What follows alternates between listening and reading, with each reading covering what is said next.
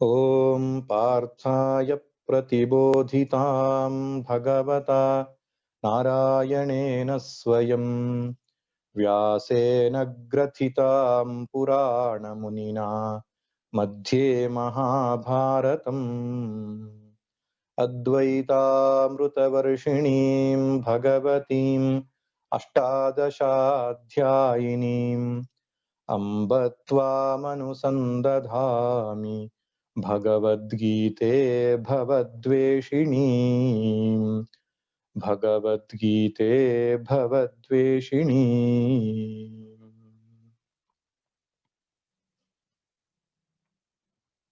ಹರಿ ಓಂ. ಶ್ರೀಮದ್ ಭಗವದ್ಗೀತೆಯ ಧ್ಯಾನ ಶ್ಲೋಕದ ಚಿಂತನೆಯನ್ನ ಮುಗಿಸಿ ಈಗ ಪ್ರಥಮಾಧ್ಯಾಯಕ್ಕೆ ಪ್ರವೇಶವನ್ನು ಮಾಡ್ತಾ ಇದ್ದೇವೆ.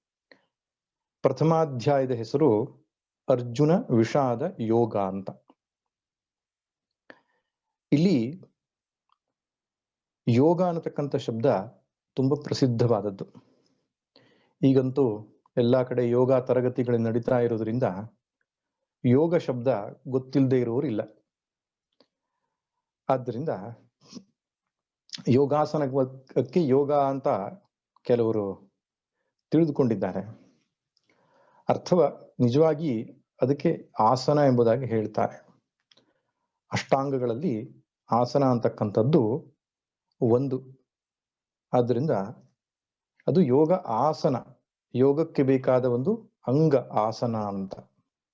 ವಾಸ್ತವವಾಗಿ ಯೋಗ ಅನ್ನುವ ಶಬ್ದ ಯೋಗಸ್ತು ಚಿತ್ತವೃತ್ತಿ ನಿರೋಧ ಅಂತ ಹೇಳ್ತಾರೆ. ಪತಂಜಲಿ ಯೋಗ ಸೂತ್ರದ ಪ್ರಕಾರ ಚಿತ್ತವೃತ್ತಿಯ ನಿಗ್ರಹ ಮಾಡತಕ್ಕಂಥದ್ದು, ನಮ್ಮ ಮನಸ್ಸಿನ ಆಲೋಚನೆಗಳೆಲ್ಲವನ್ನ ಉಪಶಮನಗೊಳಿಸಿ ಪ್ರಶಾಂತ ಮಾಡತಕ್ಕಂಥದ್ದು. ಯುಜ್ ಸಮಾಧೌ ಎನ್ನುವ ಧಾತುವಿನಿಂದ ಚಿತ್ತವೃತ್ತಿ ನಿರೋಧ ಎಂಬ ಅರ್ಥವನ್ನ ಪತಂಜಲಿ ಯೋಗ ಸೂತ್ರದಲ್ಲಿ ತೆಗೆದುಕೊಂಡಿದ್ದಾರೆ. ಆದ್ದರಿಂದ ಪತಂಜಲಿ ಮುನಿಗಳ ಪ್ರಕಾರ ಯೋಗ ಅಂತಕ್ಕಂಥ ಶಬ್ದಕ್ಕೆ ಅರ್ಥ ಮನಸ್ಸಮಾಧಾನ, ಮನಃಶಾಂತಿ, ಧ್ಯಾನ ಎಂಬ ಅರ್ಥ, ಸಮಾಧಿ ಎಂಬ ಅರ್ಥ ಅಷ್ಟೇ ಹೊರತು ಆಸನಾದಿಗಳು ಅದಕ್ಕೆ ಅಂಗವಾಗ್ತದೆ. ಆದ್ದರಿಂದ ಯೋಗ ಅಂತಂದ್ರೆ ಚಿತ್ತವೃತ್ತಿ ನಿರೋಧವೇ ಆಗಿದೆ, ಸಮಾಧಿ ಆಗಿದೆ. ಇದು ಒಂದು ಅರ್ಥ. ಇನ್ನು ಯೋಗ ಅಂತಕ್ಕಂಥ ಶಬ್ದಕ್ಕೆ ಯುಜ್ ಸಂಯಮನೆ ಇನ್ನೊಂದು ಧಾತು. ಯುಜ್ ಸಮಾಧೌ ಅಂತ ಮೊದಲನೇ ಅರ್ಥ. ಯುಜ್ ಸಂಯಮನೆ ಅಂದ್ರೆ ಇದರಲ್ಲಿ ಯೋಗ ಅಂದ್ರೆ ನಿಗ್ರಹ ಮಾಡೋದು ಅಂತ. ಇಂದ್ರಿಯಗಳನ್ನ, ಮನಸ್ಸನ್ನ, ಬುದ್ಧಿಯನ್ನ ತನ್ನ ಹಿಡಿತದಲ್ಲಿಟ್ಟುಕೊಳ್ಳೋದು ಅಂತವನಿಗೆ ಯುಕ್ತ ಪುರುಷ ಅಂತ ಕರೀತಾರೆ.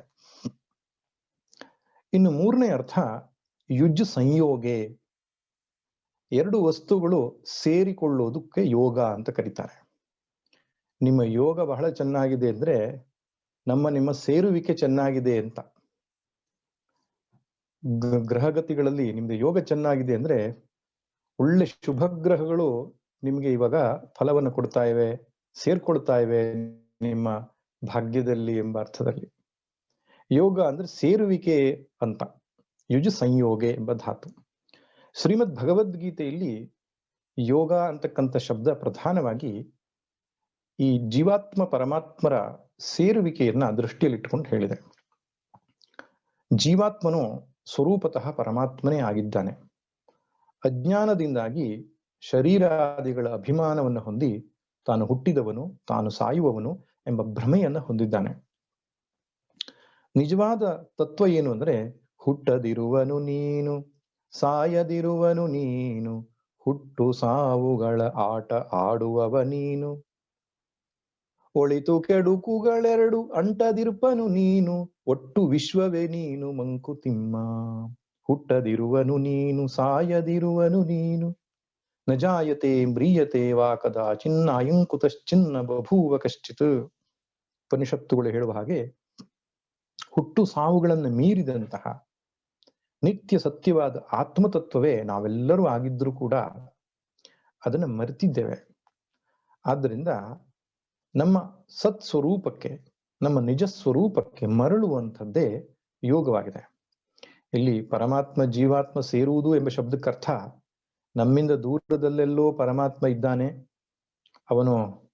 ಸಪ್ತಸಾಗರದ ಆಚೆಗಿದ್ದಾನೆ, 14 ಲೋಕದ ಆಚೆಗಿದ್ದಾನೆ ಅಂತ ಭ್ರಮಿಸುವುದು ಬೇಡ. ಹಿಂದೂ ಸನಾತನ ಧರ್ಮದ ಸಿದ್ಧಾಂತವನ್ನ ಮತ್ತೆ ಮತ್ತೆ ನೆನಪಿಸಿಕೊಳ್ಳಬೇಕು. ಭಗವಂತ ಸರ್ವಾಂತರ್ಯಾಮಿ, ಭಗವಂತ ಸರ್ವವ್ಯಾಪಕ, ಸರ್ವಭೂತಗಳಲ್ಲಿ ವಾಸಿಸುವವನು. ವಾಸುದೇವ ಅನ್ನುವ ಶಬ್ದಕ್ಕೆ ಅರ್ಥವು ಅಷ್ಟೇನೆ, ಸಕಲ ಜೀವರಾಶಿಗಳಲ್ಲಿ ವಾಸಿಸುವವನು ಎಂಬ ಅರ್ಥ. ಆದ್ದರಿಂದ ಭಗವಂತ ದೂರದಲ್ಲಿದ್ದಾನೆ ಅಂತ ಹೇಳುವುದು ಬೇರೆ ಯಾವುದೋ ಮತದಲ್ಲಿ ಇರಬಹುದು. ಹಿಂದೂ ಸನಾತನ ಧರ್ಮದಲ್ಲಿ ನಾವು ಹೇಳತಕ್ಕಂಥದ್ದು ಅಣುರೇಣು ತೃಣಕಾಷ್ಟಗಳಲ್ಲಿ ಗೋವಿಂದ ಇದ್ದಾನೆ ಅಂತ. ಅವನಿಲ್ಲದ ಜಾಗವೇ ಇಲ್ಲ. ನಿಮಗೆ ಭಾಗವತದ ಒಂದು ಕಥೆ ನೆನಪಿಗೆ ಬರಬಹುದು. ನರಸಿಂಹ ಅವತಾರದ ಸಮಯದಲ್ಲಿ ಪ್ರಹ್ಲಾದನಿಗೆ ಕೇಳ್ತಾನೆ, ಏನು ಹಿರಣ್ಯಕಶಿಪು, ಎಲ್ಲಿದ್ದಾನೆ ನಿನ್ನ ಮಹಾವಿಷ್ಣು ಅಂತ. ಆ ಮಹಾವಿಷ್ಣು ಎಲ್ಲೆಲ್ಲೂ ಇದ್ದಾನೆ ಅಂತ ಹೇಳ್ತಾನೆ. ಈ ಕಂಬದಲ್ಲಿದ್ದಾನೋ? ಖಂಡಿತ ಕಂಬದಲ್ಲಿ ಅವನ ಆವಿರ್ಭಾವ ಆಗಬಲ್ಲ ಅಂತ ಪರೀಕ್ಷೆ ಮಾಡೋದಕ್ಕೆ ಕಂಬ ಹೊಡಿತಾನೆ, ನರಸಿಂಹನ ಆವಿರ್ಭಾವ ಆಗತ್ತೆ. ಇದು ಕಥೆ ಒತ್ತಟ್ಟಿಗಿಟ್ಟು ಸಿದ್ಧಾಂತವನ್ನು ನೋಡೋದಾದರೆ ಭಗವಂತನು ಸರ್ವವ್ಯಾಪಕ, ಸರ್ವಶಕ್ತ, ಸರ್ವಸಮರ್ಥ. ಆದ್ದರಿಂದ ನಾವು ಇಲ್ಲಿಂದ ಎಲ್ಲಿಗೋ ಹೋಗಿ ಭಗವಂತನನ್ನ ಸೇರುವುದು ಅದು ಸರಿಯಾದಂತಹ ಪರಿಕಲ್ಪನೆ ಅಲ್ಲ. ಭಗವಂತ ನಮ್ಮ ಹೃದಯದಲ್ಲಿ ಈಗಲೂ ಬೆಳಗುತ್ತಾ ಇದ್ದಾನೆ. ಅವನ ಸನ್ನಿಧಾನದಿಂದಲೇ ನಮ್ಮ ಇಂದ್ರಿಯಗಳು, ಮನಸ್ಸು, ಬುದ್ಧಿಗಳೆಲ್ಲ ಕೆಲಸ ಮಾಡ್ತಾ ಇರ್ತಕ್ಕಂಥದ್ದು. ಆದ್ದರಿಂದ ಒಂದು ಕ್ಷಣವೂ ಭಗವಂತನಿಂದ ನಾವು ದೂರವಾಗಿಲ್ಲ. ಅದೇ ಮಾತನ್ನ ಶ್ರೀಕೃಷ್ಣ ಭಗವದ್ಗೀತೆಯಲ್ಲಿ ಹೇಳ್ತಾನೆ, ಈಶ್ವರ ಸರ್ವಭೂತಾನಾಂ ಹೃದ್ದೇಶೇರ್ಜುನ ತಿಷ್ಠತಿ ಭ್ರಾಮಯನ್ ಸರ್ವಭೂತಾನಿ ಯಂತ್ರಾರೂಢಾನಿ ಮಾಯಯ. ಈಶ್ವರ ಎಲ್ಲಿದ್ದಾನೆ ಅಂದ್ರೆ ಹೃದ್ದೇಶೇರ್ಜುನ ತಿಷ್ಠತಿ, ಹೃದಯ ದೇಶದಲ್ಲಿದ್ದೇನೆ ಅಂತ ಹೇಳ್ತಾನೆ. ಹೃದಯ ಅಂದ್ರೆ ಮನಸ್ಸು ಬುದ್ಧಿಗಳು ಹುಟ್ಟುವ ಜಾಗ, ಮೂಲ. ಮನಸ್ಸು ಬುದ್ಧಿಗಳ ಮೂಲ ಯಾವುದೋ ಅದೇ ಹೃದಯ. ಆ ಹೃದಯದಲ್ಲಿಯೇ ಭಗವಂತ ಇದ್ದಾನೆ. ಆದ್ದರಿಂದ ಭಗವಂತನನ್ನು ಸೇರುವುದು ಎಂಬ ಶಬ್ದಕ್ಕೆ ಅರ್ಥ ಇಷ್ಟೇ, ಜೀವಾತ್ಮ ಪ್ರಜ್ಞೆಯನ್ನು ಕಳೆದುಕೊಂಡು ತಾನು ಪರಮಾತ್ಮ ಪ್ರಜ್ಞೆಯನ್ನು ಗಳಿಸಿಕೊಳ್ಳುವುದೇ ಆಗಿದೆ. ಅಜ್ಞಾನ ನಿವೃತ್ತಿಯೇ ಇಲ್ಲಿ ಸೇರುವಿಕೆಯ ಹೊರತು ದೇಶ ಕಾಲದಲ್ಲಿ ಗಮಿಸುವಿಕೆ ಅನ್ನುವಂಥದ್ದು ಇಲ್ಲ. ಹಾಗಿದ್ರೆ ಅವನು ಸರ್ವವ್ಯಾಪಕತ್ವಕ್ಕೆ ಭಂಗ ಬಂದಾಗ ಆಗ್ತದೆ.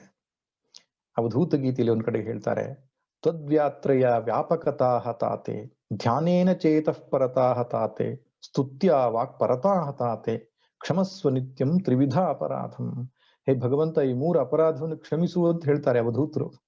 ಏನು, ನಿನ್ನನ್ನು ಯಾತ್ರೆ ಮಾಡ್ಲಿಕ್ಕೆ ಹೋಗಿ ನೀನು ಸರ್ವವ್ಯಾಪಕ ಅನ್ನೋದಕ್ಕೆ ನನ್ನ ಭಂಗ ತಂದೆ ಅಂತ. ಅವನು ಇಲ್ಲಿಲ್ಲ, ಇನ್ನೆಲ್ಲೋ ಇದ್ದಾನೆ ಅಂತ ಭ್ರಮಿಸಿಕೊಂಡು ನಾನು ಹುಡುಕ್ತಾ ಹೊರಟೆ. ಅದು ನಾನು ಮಾಡಿದ ಮೊದಲನೇ ತಪ್ಪು. ಮಾತು ಮನಸ್ಸಿಗೂ ಮೀರಿದವನಾಗಿದ್ದರೂ ಕೂಡ ಮಾತುಗಳಲ್ಲಿ ನೀನು ಸ್ತುತಿಸ ಹೊರಟೆ, ಇದು 2ನೇ ತಪ್ಪು. ಅಂದ್ರೆ ಅವಧೂತನ ಸ್ಥಿತಿಯಲ್ಲಿ ಹೇಳಿದ ಮಾತಿದು. ಸಾಮಾನ್ಯರು ಸ್ತುತಿಸಲೇಬೇಕು, ಯಾತ್ರೆಗಳನ್ನು ಮಾಡಬೇಕು. ಇನ್ನು 3ನೇದು ಧ್ಯಾನೇನ ಚೇತಃ ಪರತಾಹ ತಾತೆ.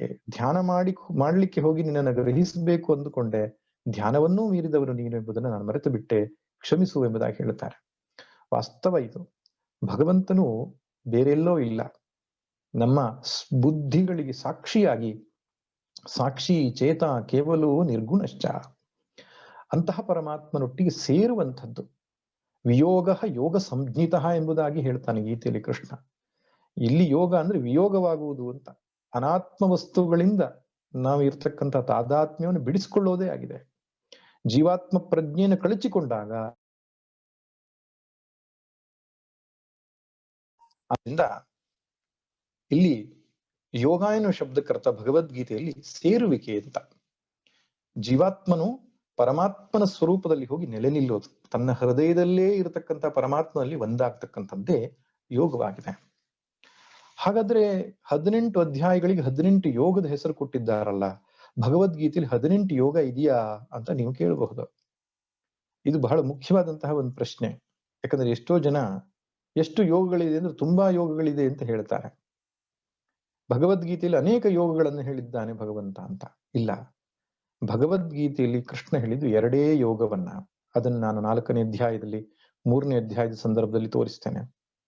ಒಂದು ಕರ್ಮಯೋಗ, ಇನ್ನೊಂದು ಜ್ಞಾನ ಯೋಗ ಎಂಬುದಾಗಿ ಹೇಳಿದ್ದಾನೆ.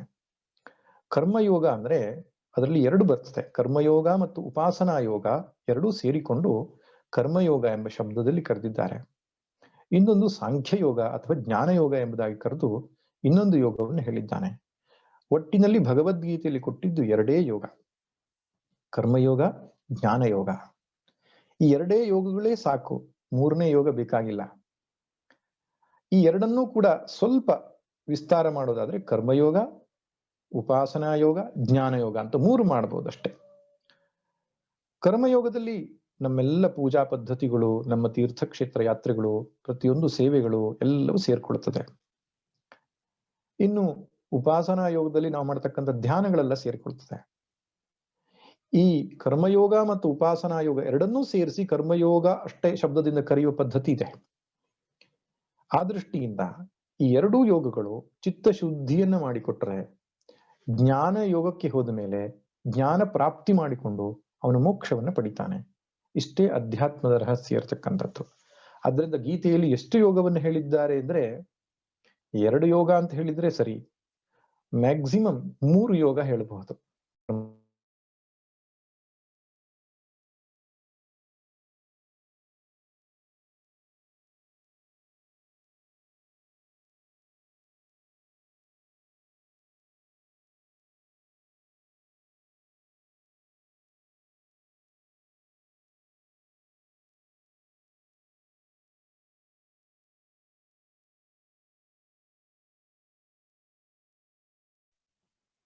ಅವರು ಆಹ್ನಿಕ ಅಂತ ಹೇಳ್ತಾರೆ.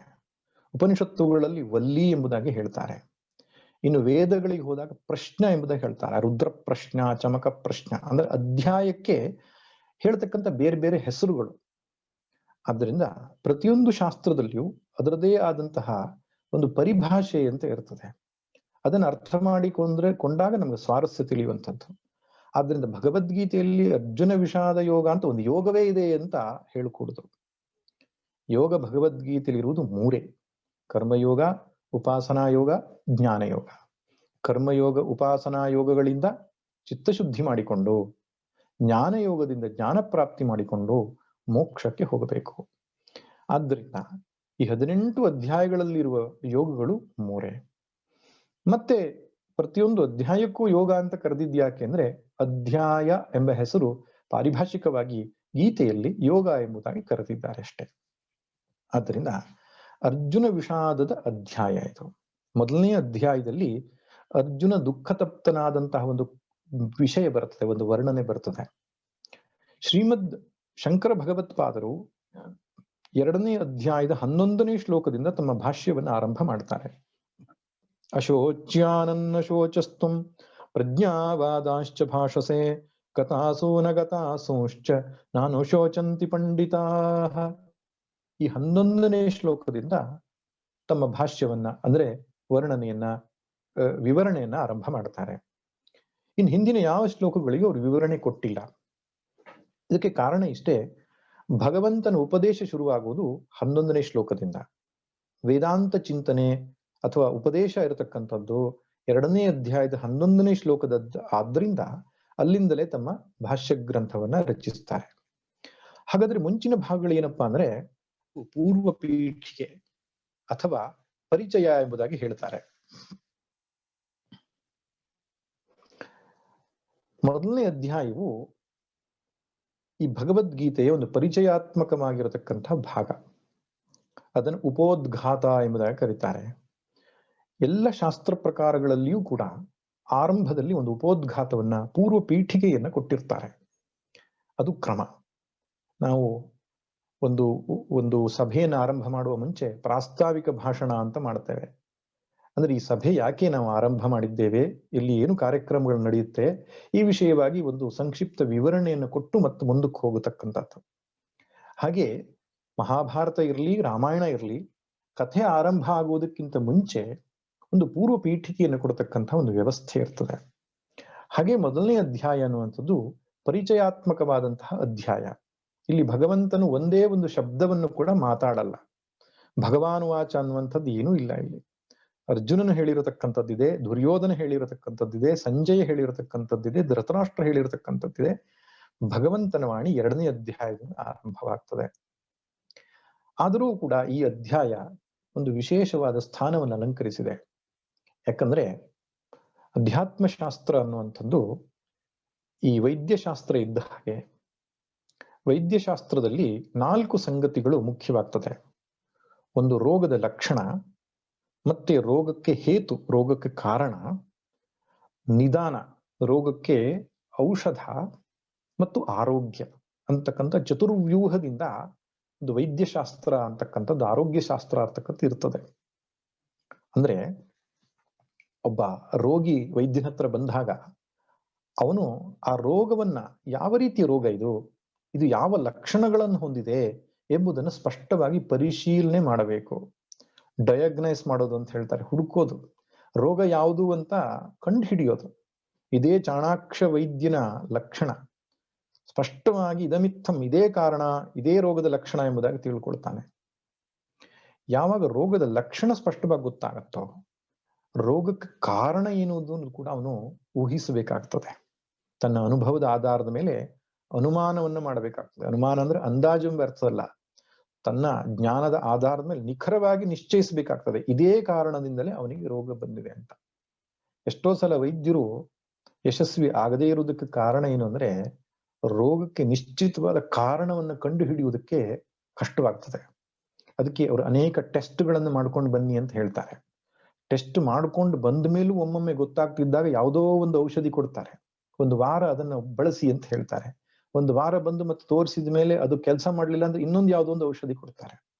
ಇದೆಲ್ಲ ಪ್ರಯೋಗ ಮಾಡುವುದು ಯಾಕೆ ಅಂದ್ರೆ, ಕಾರಣ ನಿಶ್ಚಿತವಾಗಿ ಗೊತ್ತಾಗದೇ ಇದ್ದಾಗ ಸಮಸ್ಯೆ ಆಗ್ತದೆ. ಅದು ಅವರ ದೋಷ ಅಂತಲ್ಲ, ಆ ವ್ಯವಸ್ಥೆ ಹಾಗಿರಬಹುದು. ಒಟ್ಟಿನಲ್ಲಿ ರೋಗದ ಲಕ್ಷಣ ಗೊತ್ತಾದ ಮೇಲೆ ರೋಗಕ್ಕೆ ಕಾರಣ ಏನು ಎಂಬುದನ್ನು ಕೂಡ ಸ್ಪಷ್ಟವಾಗಿ ತಿಳಿಯಬೇಕು. ಸರಿ, ಒಬ್ಬನಿಗೆ ರೋಗದ ಲಕ್ಷಣ ಗೊತ್ತಿದೆ, ರೋಗದ ಕಾರಣವೂ ಗೊತ್ತಿದೆ, ಔಷಧಿ ಏನು ಕೊಡಬೇಕು ಅಂತ ಗೊತ್ತಿಲ್ಲದಿದ್ರೆ ಪ್ರಯೋಜನ ಆಗಲ್ಲ. ಆದ್ದರಿಂದ ಆ ರೋಗದ ಕಾರಣವನ್ನು ನಿರ್ಮೂಲನೆ ಮಾಡಬೇಕಾದ್ರೆ ಯಾವ ಔಷಧಿ ಸೂಕ್ತ ಎಂಬ ಜ್ಞಾನವು ವೈದ್ಯನಲ್ಲಿರಬೇಕು. ಆಯ್ತು, ಔಷಧಿಯನ್ನು ಕೊಟ್ಟ ಮೇಲೆ ಆರೋಗ್ಯ ಅಂದ್ರೆ ಹೇಗಿರ್ತದೆ ಅನ್ನೋ ಆರೋಗ್ಯದ ಲಕ್ಷಣವೂ ಗೊತ್ತಿರಬೇಕು. ಜ್ವರ ಅವನಿಗೆ ಕಡಿಮೆ ಆಯ್ತು ಅಂದಾಗ ಅವನ ಆರೋಗ್ಯ ಹೇಗಿರ್ತದೆ, ಯಾವ ಟೆಂಪರೇಚರ್ ಇರಬೇಕು, ಯಾವ ಲಕ್ಷಣಗಳು ಅವನಲ್ಲಿ ಇರಬೇಕು ಎನ್ನುವಂಥದ್ದು ಕೂಡ ಭೈಷಜ್ಯ ಅಂತ, ಆರೋಗ್ಯದ ಲಕ್ಷಣವೂ ಕೂಡ ಚತುರ್ವ್ಯೂಹದಲ್ಲಿ ಒಂದು. ಹೀಗೆ ಅಧ್ಯಾತ್ಮಶಾಸ್ತ್ರವೂ ಕೂಡ ಒಬ್ಬನಿಗೆ ಈ ಬಂಧನ ಅಥವಾ ಸಂಸಾರ ಅಂತಕ್ಕಂಥ ಒಂದು ರೋಗ, ಭವರೋಗ ಅಂತ ಕರೀತಾರೆ ಇದಕ್ಕೆ. ಆದ್ದರಿಂದ ಗುರುಗಳಿಗೆ ಭವರೋಗ ವೈದ್ಯ ಅಂತ ಹೇಳೋದು ಯಾಕಂದ್ರೆ, ಈ ಸಂಸಾರ ಎನ್ನುವ ರೋಗಕ್ಕೆ ಔಷಧಿ ಕೊಡುವವರು ಗುರುಗಳೇ ಅಂತ. ಸಾಮಾನ್ಯ ದೇಹದ ರೋಗಗಳಿಗೆ ಸಾಕಷ್ಟು ವೈದ್ಯರಿದ್ರೆ, ಸಂಸಾರ ರೋಗಕ್ಕೆ ಗುರುಗಳೇ ಔಷಧಿಯನ್ನು ಕೊಡಬೇಕು. ಆದ್ದರಿಂದ ಈ ಭವರೋಗವನ್ನ ಹೊಂದಿದಂತಹ ಒಬ್ಬ ಶಿಷ್ಯ ಬಂದಾಗ ಅವನ ರೋಗದ ಲಕ್ಷಣವನ್ನ, ಯಾವ ರೀತಿಯ ಸಮಸ್ಯೆ ಅವನಿಗೆ ಆಗಿದೆ ಎಂಬುದನ್ನು ಸ್ಪಷ್ಟವಾಗಿ ತಿಳಿಯಬೇಕು. ಇದಕ್ಕೆ ಕಾರಣ ಏನು ಎಂಬುದಾಗಿ ಕೂಡ ತಿಳಿಬೇಕಾಗ್ತದೆ. ಯಾಕಂದ್ರೆ ಅವನಿಗೆ ಯಾವ ಔಷಧಿ ಕೊಡ್ಬೇಕು ಅಂತ ಗೊತ್ತಾಗ್ಬೇಕಾದ್ರೆ ಕಾರಣ ಗೊತ್ತಿರ್ಬೇಕು. ಅವನಿಗೆ ಕರ್ಮಯೋಗವನ್ನು ಹೇಳಬೇಕೆ, ಉಪಾಸನಾ ಯೋಗವನ್ನು ಹೇಳಬೇಕೆ, ಜ್ಞಾನ ಯೋಗವನ್ನು ಹೇಳಬೇಕೆ, ಅಥವಾ ಬೇರೆ ಯಾವುದಾದ್ರೂ ಸಾಧನೆಯನ್ನು ಹೇಳಬೇಕೆ ಅನ್ನೋದಕ್ಕೆ ಗೊತ್ತಾಗ್ಬೇಕಾದ್ರೆ ಅವನಿಗೆ ಯಾವ ರೀತಿಯ ಸಮಸ್ಯೆ ಉಂಟಾಗಿದೆ ಎಂಬುದನ್ನು ತಿಳಿಯಬೇಕು. ತದನಂತರ ಒಬ್ಬನು ಆರೋಗ್ಯಯುತವಾಗಿರತಕ್ಕಂಥವನು, ಒಬ್ಬ ಜ್ಞಾನಿಯಾಗಿರ್ತಕ್ಕಂಥವನು ಹೇಗಿರ್ತಾನೆ ಎನ್ನುವುದು ಕೂಡ ತಿಳಿಬೇಕಾಗ್ತದೆ. ಆದ್ದರಿಂದ ಅಧ್ಯಾತ್ಮಶಾಸ್ತ್ರದಲ್ಲಿಯೂ ಕೂಡ ಸಂಸಾರದ ಲಕ್ಷಣ, ಸಂಸಾರಕ್ಕೆ ಮೂಲಭೂತ ಕಾರಣವಾದ ಅಜ್ಞಾನ, ಅಜ್ಞಾನ ನಿವೃತ್ತಿಗೆ ಬೇಕಾದಂತಹ ಜ್ಞಾನ ಮತ್ತು ಆರೋಗ್ಯ ಸರಿಯಾಗಿರತಕ್ಕಂತಹ ಜೀವನ್ಮುಕ್ತನ ಲಕ್ಷಣ, ಈ 4 ಸಂಗತಿಗಳು ಒಳಗೊಳ್ಳುತ್ತೆ. ಆದ್ದರಿಂದ ಈಗ 2ನೇ ಅಧ್ಯಾಯದ 11ನೇ ಶ್ಲೋಕದಿಂದ ಔಷಧಿ ಕೊಟ್ಟಿದ್ದಾನೆ ಭಗವಂತ. 11ನೇ ಅಧ್ಯಾಯದ ಉಪದೇಶಾತ್ಮಕವಾದ ಒಂದು ಔಷಧಿಯನ್ನು ಕೊಟ್ಟಿದ್ದಾನೆ. ಹಾಗಾದ್ರೆ ರೋಗ ಯಾವುದು ಬಂದಿತ್ತು ಅರ್ಜುನನಿಗೆ ಅಂತ ಗೊತ್ತಾಗಬೇಕಲ್ವೇ ನಮಗೆ? ಆದ್ದರಿಂದ ಅರ್ಜುನನ ಸಮಸ್ಯೆ ಏನು, ಅರ್ಜುನನ ರೋಗ ಯಾವುದು ಎನ್ನುವುದು 1ನೇ ಅಧ್ಯಾಯ ನಮಗೆ ಪ್ರಕಟಪಡಿಸುತ್ತೆ. ಅಂದ್ರೆ ಈ ಭಗವದ್ಗೀತೆ ಎನ್ನುವ ಗ್ರಂಥಕ್ಕೆ ಅಧಿಕಾರಿ ಯಾರು, ಯಾರಿಗೆ ಹೇಳಿದ್ದಿದೋ, ಯಾರು ಇದನ್ನು ಅಧ್ಯಯನ ಮಾಡಿದ್ರೆ ಪ್ರಯೋಜನವಾಗುತ್ತದೆ, ಈ ವಿಷಯದ ಕುರಿತಾಗಿ ಶಾಸ್ತ್ರೋಕ್ತವಾಗಿ ಹೇಳಬೇಕಾದ್ರೆ ಅನುಬಂಧ ಚತುಷ್ಟಯ ಎಂಬುದಾಗಿ ಹೇಳ್ತಾರೆ. ಅಧಿಕಾರಿ ಸಂಬಂಧ ವಿಷಯ ಪ್ರಯೋಜನಗಳನ್ನ ಅನುಬಂಧ ಚತುಷ್ಟಯ ಅಂತಾರೆ. ಒಟ್ಟಿನಲ್ಲಿ ಭಗವದ್ಗೀತೆಗೆ ಯಾರು ಅಧಿಕಾರಿ, ಯಾರಿಗೆ ಇದು ಪ್ರಯೋಜನವಾಗುತ್ತದೆ, ಎಂತಹ ಸಮಸ್ಯೆಗಳಿಗೆ ಇದು ಉತ್ತರವನ್ನು ಕೊಡುತ್ತದೆ ಎಂಬುದು ನಮಗೆ ತಿಳಿಯಬೇಕು ಎನ್ನುವ ಕಾರಣಕ್ಕೆ 1ನೇ ಅಧ್ಯಾಯ ಒಂದು ಪೀಠಿಗೆಯನ್ನು ನಮಗೆ ಕೊಡುತ್ತದೆ. ಆದ್ದರಿಂದ ಇದು ಕೂಡ ನಮ್ಮ ರೋಗ ಯಾವುದು ಅಂತ ತಿಳಿಯುವುದಕ್ಕೆ ಉಪಕಾರವಾಗತಕ್ಕಂಥ ಅಧ್ಯಾಯ. ಹಾಗಾದ್ರೆ ಯಾವ ರೋಗ ಬಂದಿತ್ತು ಅರ್ಜುನನಿಗೆ ಅಂದ್ರೆ ಸಂಸಾರ ರೋಗ ಬಂದಿತ್ತು ಅಂತ. ನಿನ್ನೆ ನಾನು ಹೇಳಿದ ಹಾಗೆ ಸಂಸಾರ ಅಂದ ತಕ್ಷಣ ಕುಟುಂಬ, ಹೆಂಡತಿ, ಮಕ್ಕಳು ಮುಂತಾದವುಗಳು ಇರುವಂತಹದ್ದು ತಪ್ಪು ಅಂತ ಶಾಸ್ತ್ರ ಹೇಳ್ತಾ ಇದೆ ಅಂತ ತಿಳ್ಕೊಳ್ಬೇಡಿ. ಇಲ್ಲಿ ಸಂಸಾರ ಅಂದ್ರೆ ರಾಗ, ಶೋಕ, ಮೋಹ, ಇದನ್ನ ಸಂಸಾರ ಎಂಬುದಾಗಿ ಕರೆದಿದ್ದಾರೆ. ಸಂಸ್ಕೃತದಲ್ಲಿ ಸಂಸಾರ ಅಂದ್ರೆ ಸಮ್ಯಕ್ ಸರತಿ ಇತಿ ಸಂಸಾರ. ಯಾವುದು ನಮ್ಮನ್ನ ಓಡಾಡು ಹಾಗೆ ಮಾಡ್ತದೋ, ಶಾಂತವಾಗಿ ಕುಳಿತುಕೊಳ್ಳಿಕ್ ಬಿಡೋಲ್ಲೋ, ಅದೆಲ್ಲವೂ ಸಂಸಾರವೇ. ಸಂಸಾರ ರಹಿತನಾದವನು ಹೀಗಿರ್ತಾನೆ, ಪ್ರಶಾಂತನಾಗಿರ್ತಾನೆ. ಸ್ವಾಮಿ ಚಿನ್ಮಯಾನಂದರು ಬಹಳ ತಮಾಷೆಯಾಗಿ ಹೇಳ್ತಿದ್ರು, ಸಂಸಾರಿ ಅಂದ್ರೆ one who is behind some sorry. Sorry ಅನ್ನೋದು ಇಂಗ್ಲಿಷ್ ಶಬ್ದ ಇಟ್ಕೊಂಡು ಹೇಳ್ತಿದ್ರು. ಇನ್ನೊಬ್ರು ಯಾರೋ ಹೇಳ್ತಾ ಇದ್ರು ಸಂಸಾರ, ಸಂಸಾರದಲ್ಲಿ SOME ಸಮ್ ಅಂದ್ರೆ ಸ್ವಲ್ಪ, ಸ್ವಲ್ಪವೇ ಸಾರ ಇರೋದು ಸಂಸಾರ ಅಂತ. ಆದ್ರೆ ಸಂಸ್ಕೃತದ ಅರ್ಥ ಚಂಚಲವಾದದ್ದು, ಚಲನಾತ್ಮಕವಾದದ್ದು, ಬದಲಾವಣೆಯನ್ನು ಹೊಂದುತ್ತಾ ಇರೋದಕ್ಕೆ ಸಂಸಾರ ಎಂಬುದಾಗಿ ಕರೀತಾರೆ. ಆದ್ರಿಂದ ಈ ಸಂಸಾರ ಅಂದ್ರೆ ಯಾರು ತನ್ನ ಸ್ವರೂಪದಲ್ಲಿ ನಿಂತಿಲ್ಲವೋ ಅವರೆಲ್ಲರೂ ಸಂಸಾರಿಗಳೇ ಆಗಿದ್ದಾರೆ. ಅಸಂಸಾರಿ ಅಂದ್ರೆ ಯಾರು ತನ್ನ ಸ್ವರೂಪವನ್ನು ತಿಳಿದುಕೊಂಡು ತನ್ನ ಮೂಲದಲ್ಲಿ ನೆಲೆ ನಿಂತವನು ಅಸಂಸಾರಿ. ಅರ್ಜುನನು ಸಂಸಾರ ಎನ್ನುವ ರೋಗ ಬಂದಿತ್ತು. ಅದರ ಲಕ್ಷಣ ಏನು ಅಂದ್ರೆ ರಾಗ ಉಂಟಾಗುವಂಥದ್ದು. ಸಂಸಾರ ರೋಗದ ಲಕ್ಷಣ ಏನು? ರಾಗ ಇರ್ತದೆ ಅವನಿಗೆ. ರಾಗ ಅಂದ ತಕ್ಷಣ ಕಲ್ಯಾಣಿಯೋ ಸಿಂಧು ಭೈರವಿಯೋ ಅಂತ ಯೋಚನೆ ಮಾಡಬೇಡಿ ನೀವು. ಇದು ಸಂಗೀತದ ರಾಗ ಬೇರೆ. ಇದು ವೇದಾಂತ ಶಾಸ್ತ್ರಗಳಲ್ಲಿ ಬಳಸಿರೋ ರಾಗ. ಇಲ್ಲಿ ರಾಗ ಅಂದ್ರೆ ಅಟ್ಯಾಚ್ಮೆಂಟ್ ಅಂತ ಅರ್ಥ. ನನ್ನವರು, ನನ್ನದು ಅಂತಕ್ಕಂತಹ ಒಂದು ತಾದಾತ್ಮ್ಯ ಏನಿದೆ, ಅಭಿಮಾನ ಏನಿದೆ, ಅದಕ್ಕೆ ರಾಗ ಅಂತ ನಾವು ಸಂಸ್ಕೃತದಲ್ಲಿ ಕರಿತೇವೆ. ಯಾರಿಗೆ ಈ ರಾಗ ಜಾಸ್ತಿ ಇರ್ತದೋ ಅವನಿಗೆ ಭಯ ಜಾಸ್ತಿ ಇರ್ತದೆ. ಯಾರಿಗೆ ಭಯ ಜಾಸ್ತಿ ಇರ್ತದೋ ಅವನಿಗೆ ಶೋಕ ಇರ್ತದೆ. ಶೋಕ ಅಂದ್ರೆ ದುಃಖ. ಎಲ್ಲಿ ಭಯ ಇದೆಯೋ ಅಲ್ಲಿ ದುಃಖ ಅನಿವಾರ್ಯ. ಎಲ್ಲಿ ದುಃಖ ತಪ್ತನಾಗಿ ವ್ಯಕ್ತಿ ಇದಾನೋ ಅವನಿಗೆ ಮೋಹ ಅಂದ್ರೆ ಅವಿವೇಕ ಕವಿದು ಬಿಡ್ತದೆ. ಯಾವುದನ್ನು ಮಾಡಬೇಕು, ಯಾವುದನ್ನು ಮಾಡಬಾರದು ಅಂತಕ್ಕಂಥ ವಿಷಯದಲ್ಲಿ ಗೊಂದಲ ಉಂಟಾಗ್ತದೆ. ಬದುಕೇ ಒಂದು ಗೊಂದಲ. ಎಷ್ಟೋ ಜನ ಹೇಳ್ತಿರ್ತಾರೆ, ಅಯ್ಯೋ ತುಂಬಾ ಗೊಂದಲ ಅಪ್ಪ ಬದುಕು ಅಂತ. ಇದಕ್ಕೆ ಮೂಲಭೂತ ಕಾರಣ ಏನಂದ್ರೆ ರಾಗ ಅಂತಕ್ಕಂಥ ದೋಷ. ರಾಗದಿಂದ ಭಯ, ಭಯದಿಂದ ಶೋಕ, ಶೋಕದಿಂದ ಮೋಹ ಅಂತಕ್ಕಂಥ.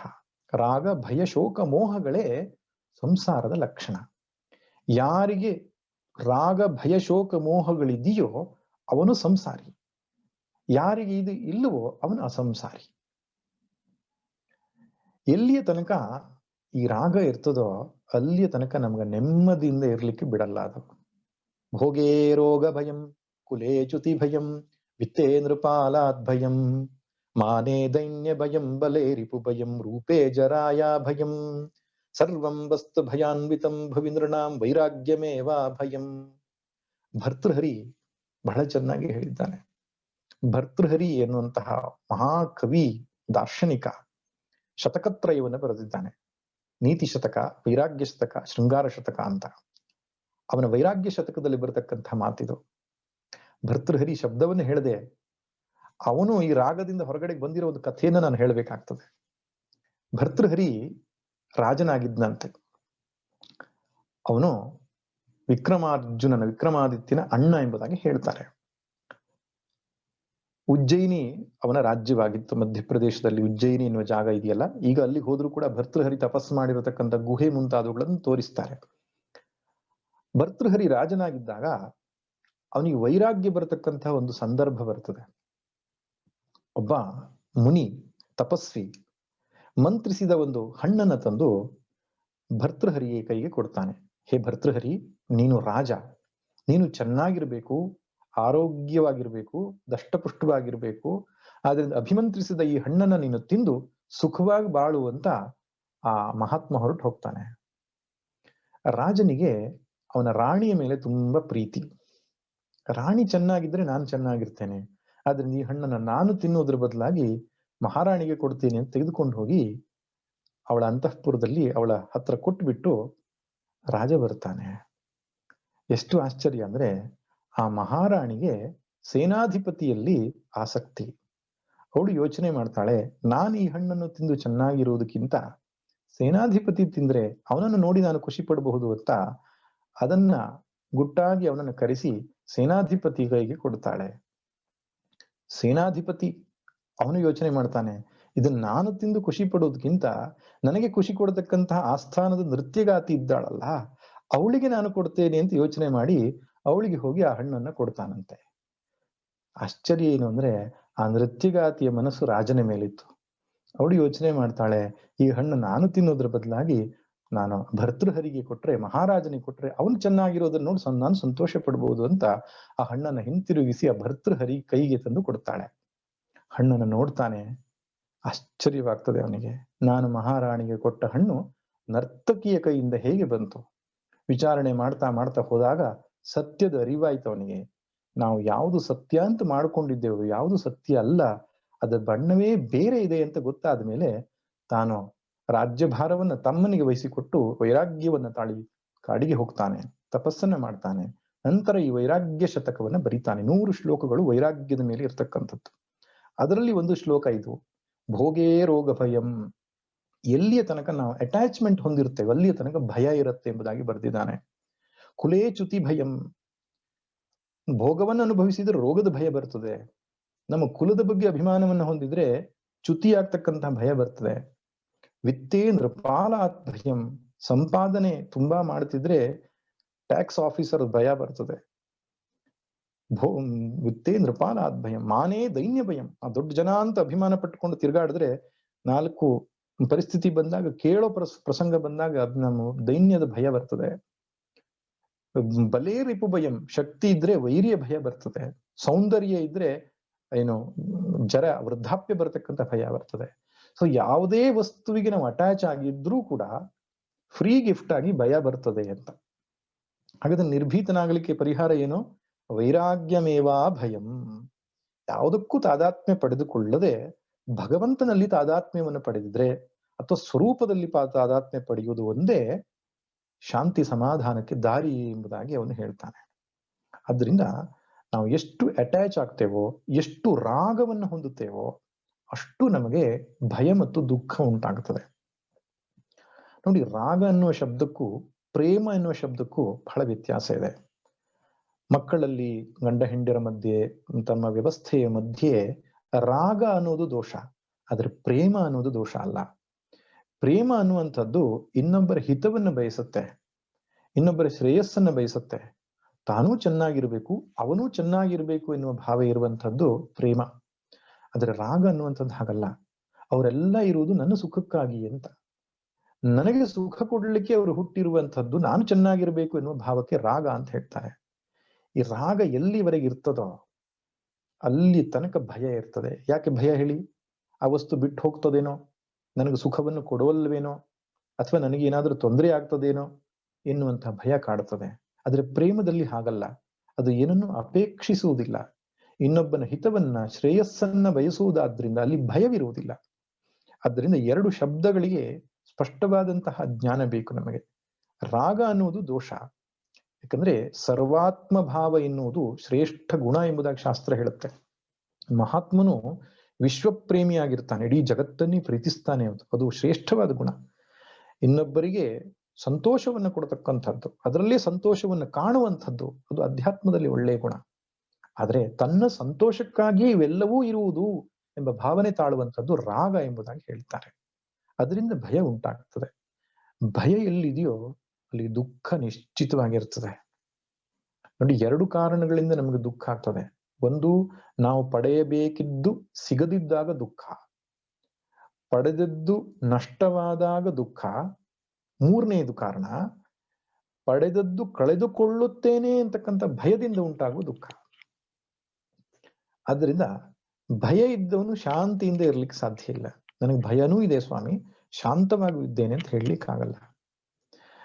ಸರಿ, ಯಾವನಿಗೆ ದುಃಖ ಉಂಟಾಗಿದೆಯೋ ಅವನ ಮನಸ್ಸು ಅವಿವೇಕವನ್ನು ತಾಳುತ್ತೆ, ಸ್ಪಷ್ಟವಾಗಿ ಯೋಚನೆ ಮಾಡುವ ಸಾಮರ್ಥ್ಯವನ್ನು ಕಳೆದುಕೊಳ್ಳುತ್ತದೆ. ಆ ಕಾರಣದಿಂದ ಮತ್ತೆ ತಪ್ಪನ್ನು ಮಾಡ್ತಾನೆ, ಮತ್ತೆ ರಾಗವನ್ನು ಮಾಡ್ತಾನೆ. ರಾಗದಿಂದ ಶೋಕ, ಶೋಕದಿಂದ ಭಯ, ಭಯದಿಂದ ಶೋಕ, ಶೋಕದಿಂದ ಮೋಹ. ಮೋಹದಿಂದ ಮತ್ತೆ ರಾಗ. ಈ ರೀತಿ ಸಂಸಾರ ಚಕ್ರದಲ್ಲಿ ಒಬ್ಬನು ಸಿಲುಕಿ ಬದುಕಿನಲ್ಲಿ ಒದ್ದಾಡ್ತಾ ಇರ್ತಾನೆ. ಅದಕ್ಕೆ ಸಂಸಾರ ರೋಗ ಎಂಬುದಾಗಿ ಭಗವದ್ಗೀತೆ ಕರೆದಿದೆ. ಅದಕ್ಕೆ ಉಪಾಯ ಏನು, ಪರಿಹಾರ ಏನು? ಸರಿಯಾದಂತಹ ತಿಳುವಳಿಕೆ. ಅದರಿಂದ 11ನೇ ಶ್ಲೋಕದಲ್ಲಿ, 2ನೇ ಅಧ್ಯಾಯದ 11ನೇ ಶ್ಲೋಕದಲ್ಲಿ ಭಗವಂತ ಕೊಟ್ಟ ಮೊದಲನೇ ಉಪದೇಶ ಏನು? ಪಂಡಿತಾಹ ನ ಶೋಚಂತಿ ಎಂಬುದಾಗಿ ಹೇಳ್ತಾನೆ. ಹೇ ಅರ್ಜುನ, ಯಾರು ಸರಿಯಾಗಿ ವಿಚಾರ ಮಾಡ್ತಾರೋ ಅವರಿಗೆ ದುಃಖ ಎಂಬುದಿಲ್ಲ ಅಂತ. ಪಂಡಿತಾಹ ಅಂದ್ರೆ ಪಂಡ, ಬುದ್ಧಿ ಅಂತ. ವಿವೇಕಶಾಲಿನಿ ಬುದ್ಧಿಗೆ ಪಂಡ ಅಂತ ಹೇಳ್ತಾರೆ. ಪಂಡ ಅಸ್ಯ ಅಸ್ತಿ ಇತಿ ಪಂಡಿತಃ. ಆದ್ರಿಂದ ಸರಿಯಾದ ವಿವೇಕ ಮಾಡುವವನಿಗೆ ದುಃಖವಿರುವುದಿಲ್ಲ ಎಂಬುದು ಮೊದಲನೇ ಉಪದೇಶ ಭಗವಂತ ಕೊಟ್ಟಿರೋದು, ಅಥವಾ ಕೊನೆಯ ಉಪದೇಶ ಅಂತಾನೆ ಇಟ್ಕೊಳ್ಳಿ. ನಮ್ಮೆಲ್ಲರ ದುಃಖಕ್ಕೆ ಕಾರಣ ನಾನು ಯಾರು, ನನ್ನ ಜೀವನ ಅಂದ್ರೆ ಏನು, ನಾನು ಎಲ್ಲಿಗೆ ಹೋಗಬೇಕಾಗಿದೆ, ನನ್ನ ಕರ್ತವ್ಯವೇನು ಎಂಬುದರ ಬಗ್ಗೆ ನಮಗೆ ಸರಿಯಾದ ಅರಿವಿಲ್ಲ. ಮೋಹ ಉಂಟಾಗಿದೆ ನಮಗೆ. ಅದಕ್ಕೆ ಗೀತೆಯ ಕೊನೆಯಲ್ಲಿ ಅರ್ಜುನ ಹೇಳುವಂತಹ ಮಾತು ಏನು? ನಷ್ಟೋ ಮೋಹ ಸ್ಮೃತಿರ್ಲಬ್ಧ ಕರಿಷ್ಯೆ ವಚನಂ ತವ. ನನ್ನ ಮೋಹ ನಷ್ಟವಾಯಿತು ಅಂತ ಹೇಳ್ತಾನೆ. ಅದರಿಂದ ಮೋಹದಿಂದ ತುಂಬಿದ ಮೂಢರಾಗಿ ನಾವು ಜೀವನವನ್ನು ನಡೆಸ್ತಾ ಇರೋದ್ರಿಂದ ಪದೇ ಪದೇ ದುಃಖಗಳು, ಪದೇ ಪದೇ ಭಯಗಳು ನಮ್ಮನ್ನ ಕಾಡ್ತಾ ಇವೆ. ಇದಕ್ಕೆ ಔಷಧಿ ಸಮ್ಯಕ್ ಜ್ಞಾನ, ಸರಿಯಾದಂತಹ ತಿಳಿವಳಿಕೆಯೇ ಪರಿಹಾರ ಎಂಬುದಾಗಿ ಗೀತೆ ನಮಗೆ ತಿಳುವಳಿಕೆಯನ್ನು ಕೊಡುತ್ತೆ. ಅದರಿಂದ ಮೊದಲನೇ ಅಧ್ಯಾಯದ ಮುಖ್ಯ ಉದ್ದೇಶ ಈ ಸಂಸಾರ ರೋಗದ ಲಕ್ಷಣವನ್ನ ನಮಗೆ ತಿಳಿಸ್ಕೊಡೋದು. ಯಾಕಂದ್ರೆ ಔಷಧಿ ಮುಂದಕ್ಕೆ ಕೊಡೋದ್ರಿಂದ ರೋಗದ ಬಗ್ಗೆ ನಮಗೆ ರೋಗ ಕಾರಣವನ್ನ ತಿಳಿದುಕೊಳ್ಳಬೇಕಾಗ್ತದೆ. ಇನ್ನೊಂದು ಮುಖ್ಯ ಉದ್ದೇಶ ಗುರು ಶಿಷ್ಯರ ಒಂದು ಪರಿಚಯವನ್ನ ಮಾಡಿಕೊಡತಕ್ಕಂಥದ್ದು. ಯಾವುದೇ ಜ್ಞಾನದ ವ್ಯವಸ್ಥೆಯಲ್ಲಿ ಗುರು ಮತ್ತು ಶಿಷ್ಯರ ಮಧ್ಯೆ ಇರತಕ್ಕಂಥ ಸಂವಾದ ರೂಪವಾಗಿರ್ತದೆ ಅದು. ಅಂದ್ರೆ ಈ ಅಧ್ಯಾತ್ಮ ಜ್ಞಾನವಾಗ್ಲಿ, ಲೌಕಿಕ ಜ್ಞಾನವಾಗ್ಲಿ ಗುರುವಿಲ್ಲದೆ ಸಂಭವಿಸುವುದಿಲ್ಲ. ಆದ್ದರಿಂದ ಒಬ್ಬ ಗುರು ಬೇಕು, ಗುರುವನ್ನ ಆಶ್ರಯಿಸಬೇಕು, ಅವನಿಂದ ಜ್ಞಾನವನ್ನು ಪಡಿಬೇಕು. ಈ ಮುಲ್ಲಾ ನಸರುದ್ದೀನ್ ಇದ್ದಾನಲ್ಲ, ಅವನ ಹೆಂಡತಿ ಸಂಗೀತ ಅಭ್ಯಾಸ ಮಾಡ್ಕೊಳ್ತಿದ್ಲಂತೆ ಮನೆಯೊಳಗೆ. ಅಂದ್ರೆ ಯಾವ ಗುರುಗಳ ಹತ್ರ ಹೋಗ್ಲಿಲ್ಲ, ತಾನೇ ಪುಸ್ತಕ ಹಿಡ್ಕೊಂಡು ಸರಿಗಮ ಪದನಿಸ ಹೇಳ್ಕೊಂಡು ಸಂಗೀತ ಅಭ್ಯಾಸ ಮಾಡ್ಕೊಳ್ತಿದ್ಲಂತೆ. ಅವಳು ಯಾವಾಗ ಸಂಗೀತ ಅಭ್ಯಾಸ ಮಾಡ್ತಿದ್ಲೋ, ಮುಲ್ಲಾ ಮನೆ ಹೊರಗಡೆಯಿಂದ ಆ ಕಡೆಯಿಂದ ಈ ಕಡೆ, ಈ ಕಡೆಯಿಂದ ಆ ಕಡೆ ನಡೆದಾಡೋದು. ಹೆಂಡತಿ ಒಂದ್ ದಿವಸ ಬಂದು ಕೇಳ್ತಾಳೆ, ನಾನ್ ಸಂಗೀತ ಪ್ರಾಕ್ಟೀಸ್ ಮಾಡುವಾಗ ಮನೆ ಹೊರಗಡೆಗೆ ನೀವು ನಡೆದಾಡೋದು ಯಾಕೆ ಅಂತ. ಅಲ್ಲ, ನಾನು ಮನೆ ಹೊರಗಡೆ ಇರೋದಕ್ಕೆ ಕಾರಣ ಏನಂದ್ರೆ, ನೀವ್ ಒಳಗಡೆ ಸಂಗೀತ ಅಭ್ಯಾಸ ಮಾಡ್ತಿದ್ದೀಯಾ ಅಂತ ಜನ ತಿಳ್ಕೊಳ್ಳಲ್ಲ. ಜನ ಮುಲ್ಲಾ ಹೆಂಡತಿಗೆ ಹೊಡಿತಿದ್ದಾನೆ ಅಂತ ತಪ್ಪು ತಿಳ್ಕೊಳ್ತಾರೆ. ಅದಕ್ಕೆ ನಾನು ಹೊರಗಡೆಯಿಂದ ಅದು ಹಾಗಲ್ಲ ಅಂತ ತಿಳಿಸ್ಕೊಡ್ಲಿಕ್ಕೆ ನಿಂತ್ಕೊಂಡಿದ್ದೇನೆ ಅಂತ ಹೇಳುತ್ತೆ. ಇದು ತಮಾಷೆ ಆದರೂ ಕೂಡ ಸಂಗೀತವಾಗಲಿ, ಸಾಹಿತ್ಯವಾಗಲಿ, ಯಾವುದೇ ಶಾಸ್ತ್ರವಾಗಲಿ ಗುರುವಿನ ಮುಖಾಂತರವೇ ಬರಬೇಕಾದಂಥದ್ದು. ಗುರು ಅಂದ್ರೆ ಶ್ರೋತ್ರಿಯ ಬ್ರಹ್ಮನಿಷ್ಠ, ಯಾವನು ಪರಂಪರೆಯಿಂದ ಜ್ಞಾನ ಪಡ್ಕೊಂಡಿದ್ದಾನೋ. ಗುರು ಜ್ಞಾನವು ಸ್ವತಂತ್ರ ಜ್ಞಾನ ಅಲ್ಲ, ಅದು ಪರಂಪರೆಯಿಂದಲೇ ಇನ್ನೊಂದು ಗುರುವಿನಿಂದ ಅವನು ಪಡೆದುಕೊಂಡಿತ್ತು ಮತ್ತು ತನ್ನ ಜೀವನದಲ್ಲಿ ಅದನ್ನು ಸಾಧಿಸಿಕೊಂಡಿದ್ದಾನೆ, ಅನುಭವ ಅಂತ ಹೇಳ್ತಾರೆ. ಆದ್ರಿಂದ ಶ್ರೋತ್ರಿಯನೂ ಬ್ರಹ್ಮನಿಷ್ಠನೂ ಆದವನು ಗುರು. ಅಂತಹ ಗುರುವಿನ ಬಳಿಗೆ ಶಿಷ್ಯ ಹೋಗಿ ಪ್ರಶ್ನೆಯನ್ನು ಕೇಳಿ ತಿಳ್ಕೊಳ್ಬೇಕಾದಂತಹದ್ದು ಅಧ್ಯಾತ್ಮ ಜ್ಞಾನವಾಗಿದೆ ಎಂಬುದನ್ನ ಗುರು ಶಿಷ್ಯರ ಸಮಾಗಮದ ಬಗ್ಗೆ ಭಗವದ್ಗೀತೆ ಮೊದಲನೇ ಅಧ್ಯಾಯ ನಮಗೆ ತಿಳಿದುಕೊಳ್ಳುತ್ತೆ. ಅಂದ್ರೆ 2ನೇ ಅಧ್ಯಾಯದ ಆರಂಭದಲ್ಲಿಯೂ ಕೂಡ ಶಿಷ್ಯಸ್ತೇಹಂ ಶಾಧಿಮಾಂ ತ್ವಾಂ ಪ್ರಪನ್ನಂ, ನನ್ನನ್ನು ಶಿಷ್ಯನಾಗಿ ಸ್ವೀಕರಿಸು ಎಂಬುದಾಗಿ ಅರ್ಜುನ ಹೇಳುವ ಮಾತಿನಲ್ಲಿ ನಮಗೆ ಸ್ಪಷ್ಟವಾಗ್ತದೆ. ಈ 2 ಮುಖ್ಯ ಉದ್ದೇಶವನ್ನಿಟ್ಟುಕೊಂಡು ಮೊದಲನೇ ಅಧ್ಯಾಯ ಹೊರಟಿದೆ. ಇನ್ನು ನಾವು ನೇರವಾಗಿ ಅಧ್ಯಾಯಕ್ಕೆ ಪ್ರವೇಶವನ್ನು ಮಾಡೋಣ. ಇನ್ನೊಂದು ಮುಖ್ಯವಾದ ಸಂಗತಿಯನ್ನು ಹೇಳ್ತೇನೆ. ಇಡೀ ಅಧ್ಯಾಯದಲ್ಲಿ ಮುಖ್ಯವಾಗಿ 5 ವಿಷಯಗಳಿದೆ. ಮೊದಲನೇದು 1ನೇ ಶ್ಲೋಕದಿಂದ 20ನೇ ಶ್ಲೋಕದ ತನಕ ಸೇನೆಗಳ ವಿವರಣೆ ಮತ್ತು ಸಿದ್ಧತೆ ಇದೆ. 21ನೇ ಶ್ಲೋಕದಿಂದ 25ನೇ ಶ್ಲೋಕದ ತನಕ ಅರ್ಜುನನ ಬಯಕೆಯಂತೆ ಸೇನೆಯ ಮಧ್ಯದಲ್ಲಿ ಕೃಷ್ಣನು ರಥವನ್ನು ನಿಲ್ಲಿಸಿರತಕ್ಕಂಥ ಘಟನೆ ಬರ್ತದೆ. ಇನ್ನು 26ರಿಂದ 28 ತನಕ ಅರ್ಜುನನ ಮನಸ್ಸಲ್ಲಿ ರಾಗದ ಉತ್ಪತ್ತಿ. 29ರಿಂದ 34 ತನಕ ಅರ್ಜುನನ ಶೋಕ. 35ರಿಂದ 47ನೇ ಶ್ಲೋಕದ ತನಕ ಅರ್ಜುನನ ಮೋಹ. ಒಟ್ಟು 47 ಶ್ಲೋಕಗಳಿದೆ. 5 ಮುಖ್ಯವಾದಂತಹ ವಿಷಯಗಳನ್ನ ಇದು ತಿಳಿಸ್ಕೊಡ್ತಾ ಇದೆ. ಮೊದಲನೇ ಶ್ಲೋಕವನ್ನ ನಾವು ನೋಡೋಣ. ಧೃತರಾಷ್ಟ್ರ ಉವಾಚ ಧರ್ಮಕ್ಷೇತ್ರೇ ಕುರುಕ್ಷೇತ್ರೇ ಸಮವೇತಾಯುಯುತ್ಸವಃ ಮಾಮಕಾಃ ಪಾಂಡವಾಶ್ಚೈವ ಕಿಮಕುರ್ವತ ಸಂಜಯ. ನಾನು ಆರಂಭದಿಂದಲೇ ಹೇಳಿದ ಹಾಗೆ ಭಗವದ್ಗೀತೆಯ ಉಪದೇಶವನ್ನ ಶ್ರೀಕೃಷ್ಣನು ಯುದ್ಧರಂಗದಲ್ಲಿ ಅರ್ಜುನನಿಗೆ ಕೊಟ್ಟ ಮೇಲೆ 10 ದಿನ ಯುದ್ಧ ಆಯಿತು. ಭೀಷ್ಮರು ಕೆಳಗೆ ಬಿದ್ದರು. ತದನಂತರ ಸಂಜಯನು ಓಡಿ ಹೋಗಿ ಭೀಷ್ಮರು ಬಿದ್ದರು ಎನ್ನುವ ಸಂಗತಿಯನ್ನು ಧೃತರಾಷ್ಟ್ರನಿಗೆ ಹೇಳ್ತಾನೆ. ಆಗ ಧೃತರಾಷ್ಟ್ರ ಕೇಳುವುದು, ಮೊದಲನೇ ದಿನದಿಂದ ಯುದ್ಧ ಏನಾಯ್ತು, ಹೇಗೆ ಸಿದ್ಧತೆ ಮಾಡಿಕೊಂಡ್ರು, ಏನೇನು ಘಟಿಸ್ತು ಎಂಬುದನ್ನು ತನಗೆ ಹೇಳು ಎಂಬುದಾಗಿ. ಯಾಕಂದ್ರೆ ವ್ಯಾಸರ ಅನುಗ್ರಹದಿಂದ ಸಂಜಯನಿಗೆ ದಿವ್ಯ ದೃಷ್ಟಿ ಪ್ರಾಪ್ತವಾಗಿತ್ತು. ದೂರದರ್ಶನ ಅಂತ ನಾವೇನಿಗೆ ಹೇಳ್ತೇವೋ ಟೆಲಿವಿಷನ್ ಅಂತ. ಟೆಲಿ ಅಂದ್ರೆ ದೂರ, ವಿಷನ್ ಅಂದ್ರೆ ದರ್ಶನ. ದೂರದರ್ಶನ, ದೂರದ್ದು ಕಾಣುವ ಶಕ್ತಿ. ಹಿಂದಿನವರಿಗೆ ಅದು ತಮ್ಮ ಬುದ್ಧಿಗೇ ಗೋಚರವಾಗುತ್ತಿತ್ತು. ದೂರದ ಯಾವುದೋ ಘಟನೆಯನ್ನ ತಮ್ಮ ಸಂಕಲ್ಪ ಮಾತ್ರದಿಂದ ತಿಳಿಯಬಲ್ಲಂತಹ ಯೋಗಿಗಳಿದ್ರು. ಅಂತಹವರಲ್ಲಿ ವೇದವ್ಯಾಸರು ತಾವು ಪಡೆದಿದ್ದು ಅಷ್ಟೇ ಅಲ್ಲ, ಸಂಜಯನಿಗೆ ಆ ದಿವ್ಯ ದೃಷ್ಟಿಯನ್ನು ಕೊಟ್ಟಿದ್ರು. ಸಂಜಯನು ಪ್ರತ್ಯಕ್ಷವಾಗಿ ಯುದ್ಧದಲ್ಲಿ ಭಾಗವಹಿಸಿದ್ರು ಕೂಡ ಅರ್ಜುನ ಮತ್ತು ಕೃಷ್ಣನ ಮಧ್ಯೆ ಏನು ಸಂಭಾಷಣೆ ನಡೆಯಿತು ಅಂತ ಕೇಳಿಸ್ಕೊಳ್ಳುವಷ್ಟು ಹತ್ತಿರದಲ್ಲಿರಲಿಲ್ಲ. ಆದರೂ ಅವನಿಗೆ ಅವರಿಬ್ಬರ ಮಧ್ಯೆ ಏನು ಮಾತುಕತೆ ನಡೆಯಿತು, ಅಲ್ಲಿ ಏನು ಘಟನೆಗಳು ಜರುಗಿದವು, ಎಲ್ಲವೂ ಆ ದೂರ ಶ್ರವಣ, ದೂರ ದೃಶ್ಯ ಎರಡೂ ಗೋಚರವಾಗ್ತಿತ್ತು. ಅದೇ ದೂರದೃಷ್ಟಿ. ಆದ್ದರಿಂದ ಅವನು ಧೃತರಾಷ್ಟ್ರನಿಗೆ ಆರಂಭದ ಕಥೆಯನ್ನು ಹೇಳ್ತಕ್ಕಂಥದ್ದೇ ಮೊದಲನೇ ಅಧ್ಯಾಯದ ಆರಂಭದ ಶ್ಲೋಕ. ಧೃತರಾಷ್ಟ್ರನು ಕೇಳ್ತಾನೆ ಸಂಜಯನಿಗೆ, ಧರ್ಮಕ್ಷೇತ್ರೇ ಕುರುಕ್ಷೇತ್ರೇ ಸಮವೇತ ಯುಯುತ್ಸವ. ಧರ್ಮಕ್ಷೇತ್ರವಾದಂತಹ ಕುರುಕ್ಷೇತ್ರದಲ್ಲಿ ಯುದ್ಧಕ್ಕೆ ಅಂತ ಸೇರಿರುವಂತಹ ನನ್ನವರು ಹಾಗೂ ಪಾಂಡವರು ಕಿಮಕುರ್ವತ ಸಂಜಯ, ಹೇ ಸಂಜಯ ಏನು ಮಾಡಿದ್ರು? ಧರ್ಮಕ್ಷೇತ್ರವಾದ ಕುರುಕ್ಷೇತ್ರದಲ್ಲಿ ಯುದ್ಧ ಮಾಡಲಿಕ್ಕೆಂದು ಸೇರಿರುವ ನನ್ನವರು ಹಾಗೂ ಪಾಂಡವರು ಏನು ಮಾಡಿದರು ಸಂಜಯ ಎಂಬುದಾಗಿ ಕೇಳ್ತಾನೆ. ಈ ಮಾತುಗಳಲ್ಲೇ ಅವನಿಗೆ ಧೃತರಾಷ್ಟ್ರ ಅನ್ನೋ ಹೆಸರಿಟ್ಟಿರೋದು ಸರಿ ಅಂತ ಅನಿಸ್ತದೆ. ಧೃತರಾಷ್ಟ್ರ ಅಂದ್ರೆ ರಾಷ್ಟ್ರಕ್ಕೆ ಅಂಟುಕೊಂಡವನು, ಕಚ್ಚಿಕೊಂಡವನು ಅಂತ ಅರ್ಥ. ಮತ್ತು ಹುಟ್ಟು ಕುರುಡ ಅವನು. ಹೊರಕಣ್ಣಷ್ಟೇ ಕುರುಡಾಗಿರ್ಲಿಲ್ಲ, ಒಳಗಣ್ಣೂ ಕುರುಡಾಗಿತ್ತು. ವಿದುರನು ಒಂದು ಕಡೆ ಹೇಳ್ತಾನೆ, ಮಹಾಭಾರತ ಈ ಯುದ್ಧಕ್ಕೆ ಕಾರಣ ದುರ್ಯೋಧನನಲ್ಲ, ಧೃತರಾಷ್ಟ್ರ ನೀನೇ ಕಾರಣ ಎಂಬುದಾಗಿ. ಗಾಂಧಾರಿಯು, ವೇದವ್ಯಾಸರು, ವಿದುರರು ಮತ್ತೆ ಮತ್ತೆ ಉಪದೇಶ ಕೊಟ್ಟರೂ ಕೂಡ ಪುತ್ರ ವ್ಯಾಮೋಹದಿಂದ ಯುದ್ಧಕ್ಕೆ ನಾಂದಿಯಾಗಿ ಆ ಮಹಾಭಾರತ ಯುದ್ಧದಲ್ಲಿ ಅನೇಕ ಅಕ್ಷೌಹಿಣಿ ಸೈನ್ಯ ನಾಶವಾಗುವುದಕ್ಕೆ ಈ ಧೃತರಾಷ್ಟ್ರನೇ ಕಾರಣವಾಯಿತು. ಆರಂಭದಲ್ಲಿ ದುರ್ಯೋಧನ ಹುಟ್ಟಿದಾಗ ಕತ್ತೆಯಂತೆ ಕಿರ್ಚಿಕೊಂಡಂತೆ. ಅದನ್ನು ನೋಡಿರತಕ್ಕಂತಹ ವ್ಯಾಸರು ಹೇಳ್ತಾರೆ, ಇವನು ಬಹಳ ಅಮಂಗಲವಾದಂತಹ ವ್ಯಕ್ತಿಯಾಗಿದ್ದಾನೆ. ವಿದುರರು ಹೇಳ್ತಕ್ಕಂತಹ ಮಾತು, ಇವನನ್ನ ಅಮಂಗಳ ಅನ್ನುವಂತಹ ವ್ಯಕ್ತಿ ಇವನೊಬ್ಬನನ್ನ ಕುಟುಂಬದಿಂದ ದೂರ ಇಡಬೇಕು, ದೂರ ಇಟ್ಟರೆ ಒಳ್ಳೆಯದು ಎಂಬುದಾಗಿ ತಿಳಿಸ್ತಾರೆ.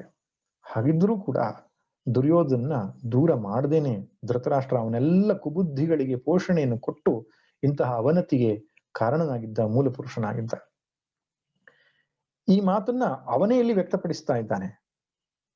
ಮಾಮಕಾಹ ಪಾಂಡವಾಶ್ಚೈವ, ನನ್ನ ಮಕ್ಕಳು ಮತ್ತು ಪಾಂಡವರು ಏನು ಮಾಡ್ತಿದ್ದಾರೆ ಅಂತ ಕೇಳ್ತಾನೆ.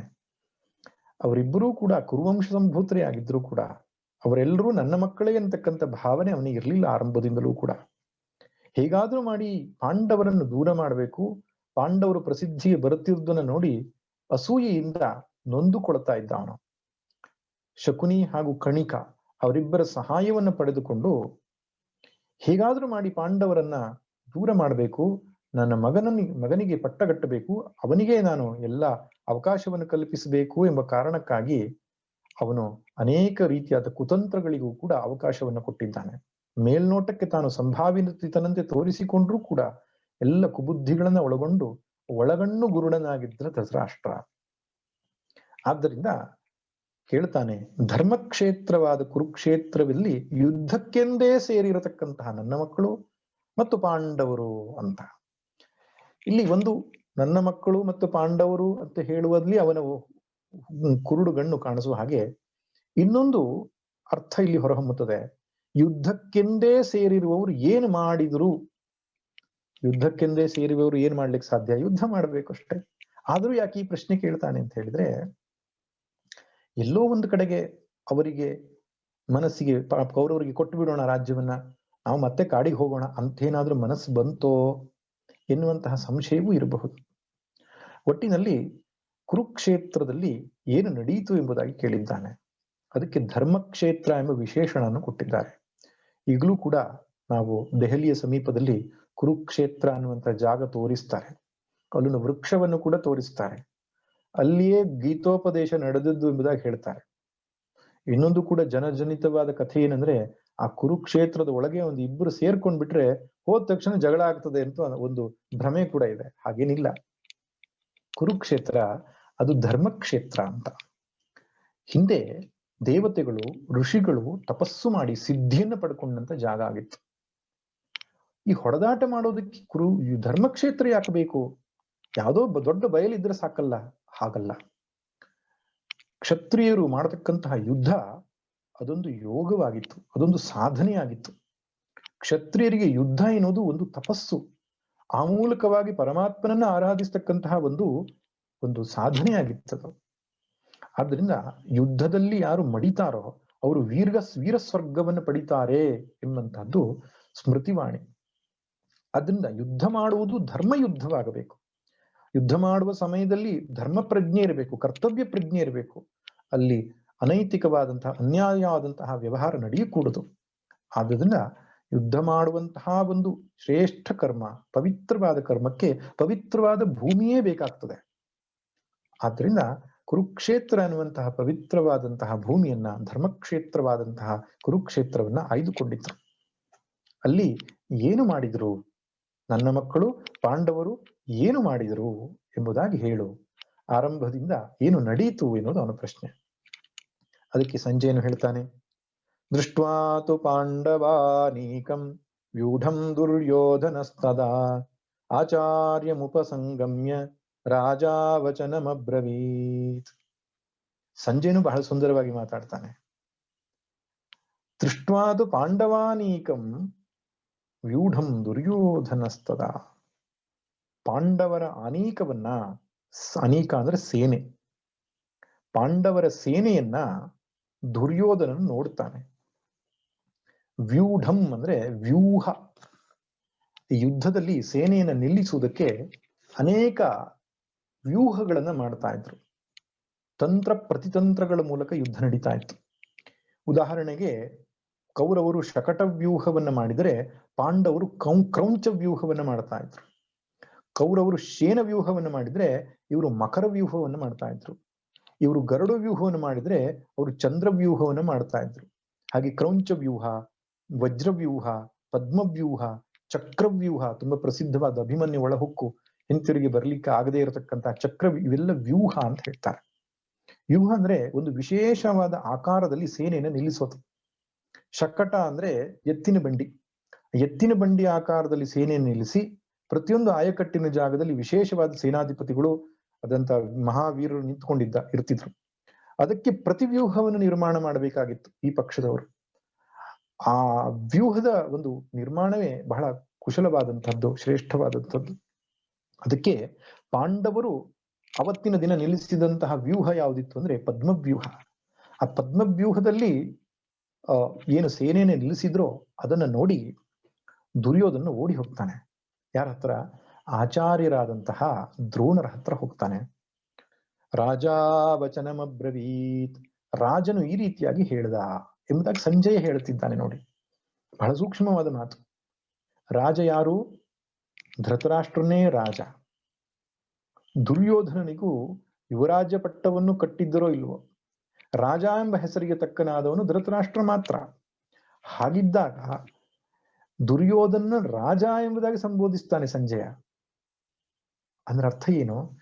ನೀನ್ ಹೆಸರಿಗೆ ಮಾತ್ರ ರಾಜ, ಅವನೇ ರಾಜ್ಯಭಾರ ಮಾಡ್ತಾ ಇರುವವನು, ಆ ಸ್ಥಿತಿಗೆ ತಂದುಕೊಂಡಿದ್ಯಾ ಎಂಬ ಸೂಚ್ಯರ್ಥದಲ್ಲಿ ಹೇಳ್ತಕ್ಕಂಥ ಮಾತು. ಈ ರೀತಿ ಸೇನೆಯನ್ನ ನೋಡಿ ದುರ್ಯೋಧನ ತನ್ನ ಆಚಾರ್ಯರ ಹತ್ರ ಹೋಗಿ ಮಾತನಾಡ್ತಾನೆ ಎಂಬುದಾಗಿ ಹೇಳಿದ ಸಂಜಯ. ದುರ್ಯೋಧನ ಏನು ಮಾತನಾಡಿದ? ಗುರುಗಳಾದಂತಹ ದ್ರೋಣರ ಬಳಿಗೆ ಹೋಗಿ ಏನು ಮಾತನಾಡಿದ ಅದನ್ನು ಮುಂದಿನ ಶ್ಲೋಕ ಹೇಳುತ್ತೆ. ಪಶ್ಯೈತಾಂ ಪಾಂಡುಪುತ್ರಾಣಾಂ ಆಚಾರ್ಯ ಮಹತೀಂ ಚಮೂಂ ವ್ಯೂಢಾಂ ದೃಪದ ಪುತ್ರೇಣ ತವ ಶಿಷ್ಯೇಣ ಧೀಮತಾ. ಅವತ್ತಿನ ಸೇನಾ ನಾಯಕರು ಭೀಷ್ಮಾಚಾರ್ಯರಿದ್ರು. ಪಾಂಡವರ ಪಕ್ಷದಲ್ಲಿ ದೃಷ್ಟದ್ಯುಮ್ನ ಸೇನಾ ನಾಯಕನಾಗಿದ್ದ. ಕೌರವರ ಪಕ್ಷದಲ್ಲಿ ಭೀಷ್ಮರು 10 ದಿನ ಸೇನಾ ನಾಯಕರಾಗಿದ್ರು. ಈಗ ಯುವರಾಜನೋ ರಾಜನೋ ಸಂಧಿಸಬೇಕಾದದ್ದು ಯಾರನ್ನ? ಸೇನಾ ನಾಯಕರನ್ನ. ಅದು ವ್ಯವಸ್ಥೆ. ದುರ್ಯೋಧನ ನೇರವಾಗಿ ದ್ರೋಣರ ಹತ್ರ ಯಾಕೆ ಓಡ್ತಾನೆ ಅಂದ್ರೆ ಅವನ ಮನಸ್ಸು ಸರಿ ಇರಲಿಲ್ಲ ಅಂತ ಗೊತ್ತಾಗ್ತದೆ. ಯಾವನ ಮನಸ್ಸಿನಲ್ಲಿ ಕಳ್ಳನ ಹೃದಯ ಹುಳ್ಳಗೆ ಅಂತ ಹೇಳಿದ ಹಾಗೆ ಮನಸ್ಸಿನಲ್ಲಿ ಶಾಂತಿ ಇರುವುದಿಲ್ಲವೋ, ಧರ್ಮನಿಷ್ಠತೆ ಇರುವುದಿಲ್ಲವೋ, ಅವನ ಮಾತು ಮತ್ತು ನಡತೆ ಎರಡೂ ಕೂಡ ದೋಷಪೂರ್ಣವಾಗಿರ್ತದೆ. ದುರ್ಯೋಧನ ಒಳಮನಸ್ಸು ಹೇಳ್ತಾ ಇದೆ, ನಾನು ತಪ್ಪು ಮಾಡಿದ್ದೇನೆ, ನನಗೆ ನಿಶ್ಚಯವಾಗಿ ಜಯ ಸಿಕ್ಲಿಕ್ಕಿಲ್ಲ.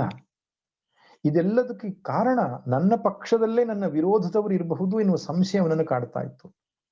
ಯಾಕಂದ್ರೆ ಈ ಅಧರ್ಮ ಮಾರ್ಗದಲ್ಲಿ ನಡೆದವರಿಗೆ ಎಲ್ಲರ ಮೇಲೂ ಸಂಶಯ ಬರ್ತದೆ. ಈ ಸಂಶಯ ಪಿಶಾಚಿ ಅನ್ನೋದು ದೊಡ್ಡ ಪಾಪ. ಅದು ಸಂಶಯಾತ್ಮ ವಿನಶ್ಯತಿ ಎಂಬುದಾಗಿ ಹೇಳ್ತಾನೆ ಗೀತಾ ಕೃಷ್ಣ.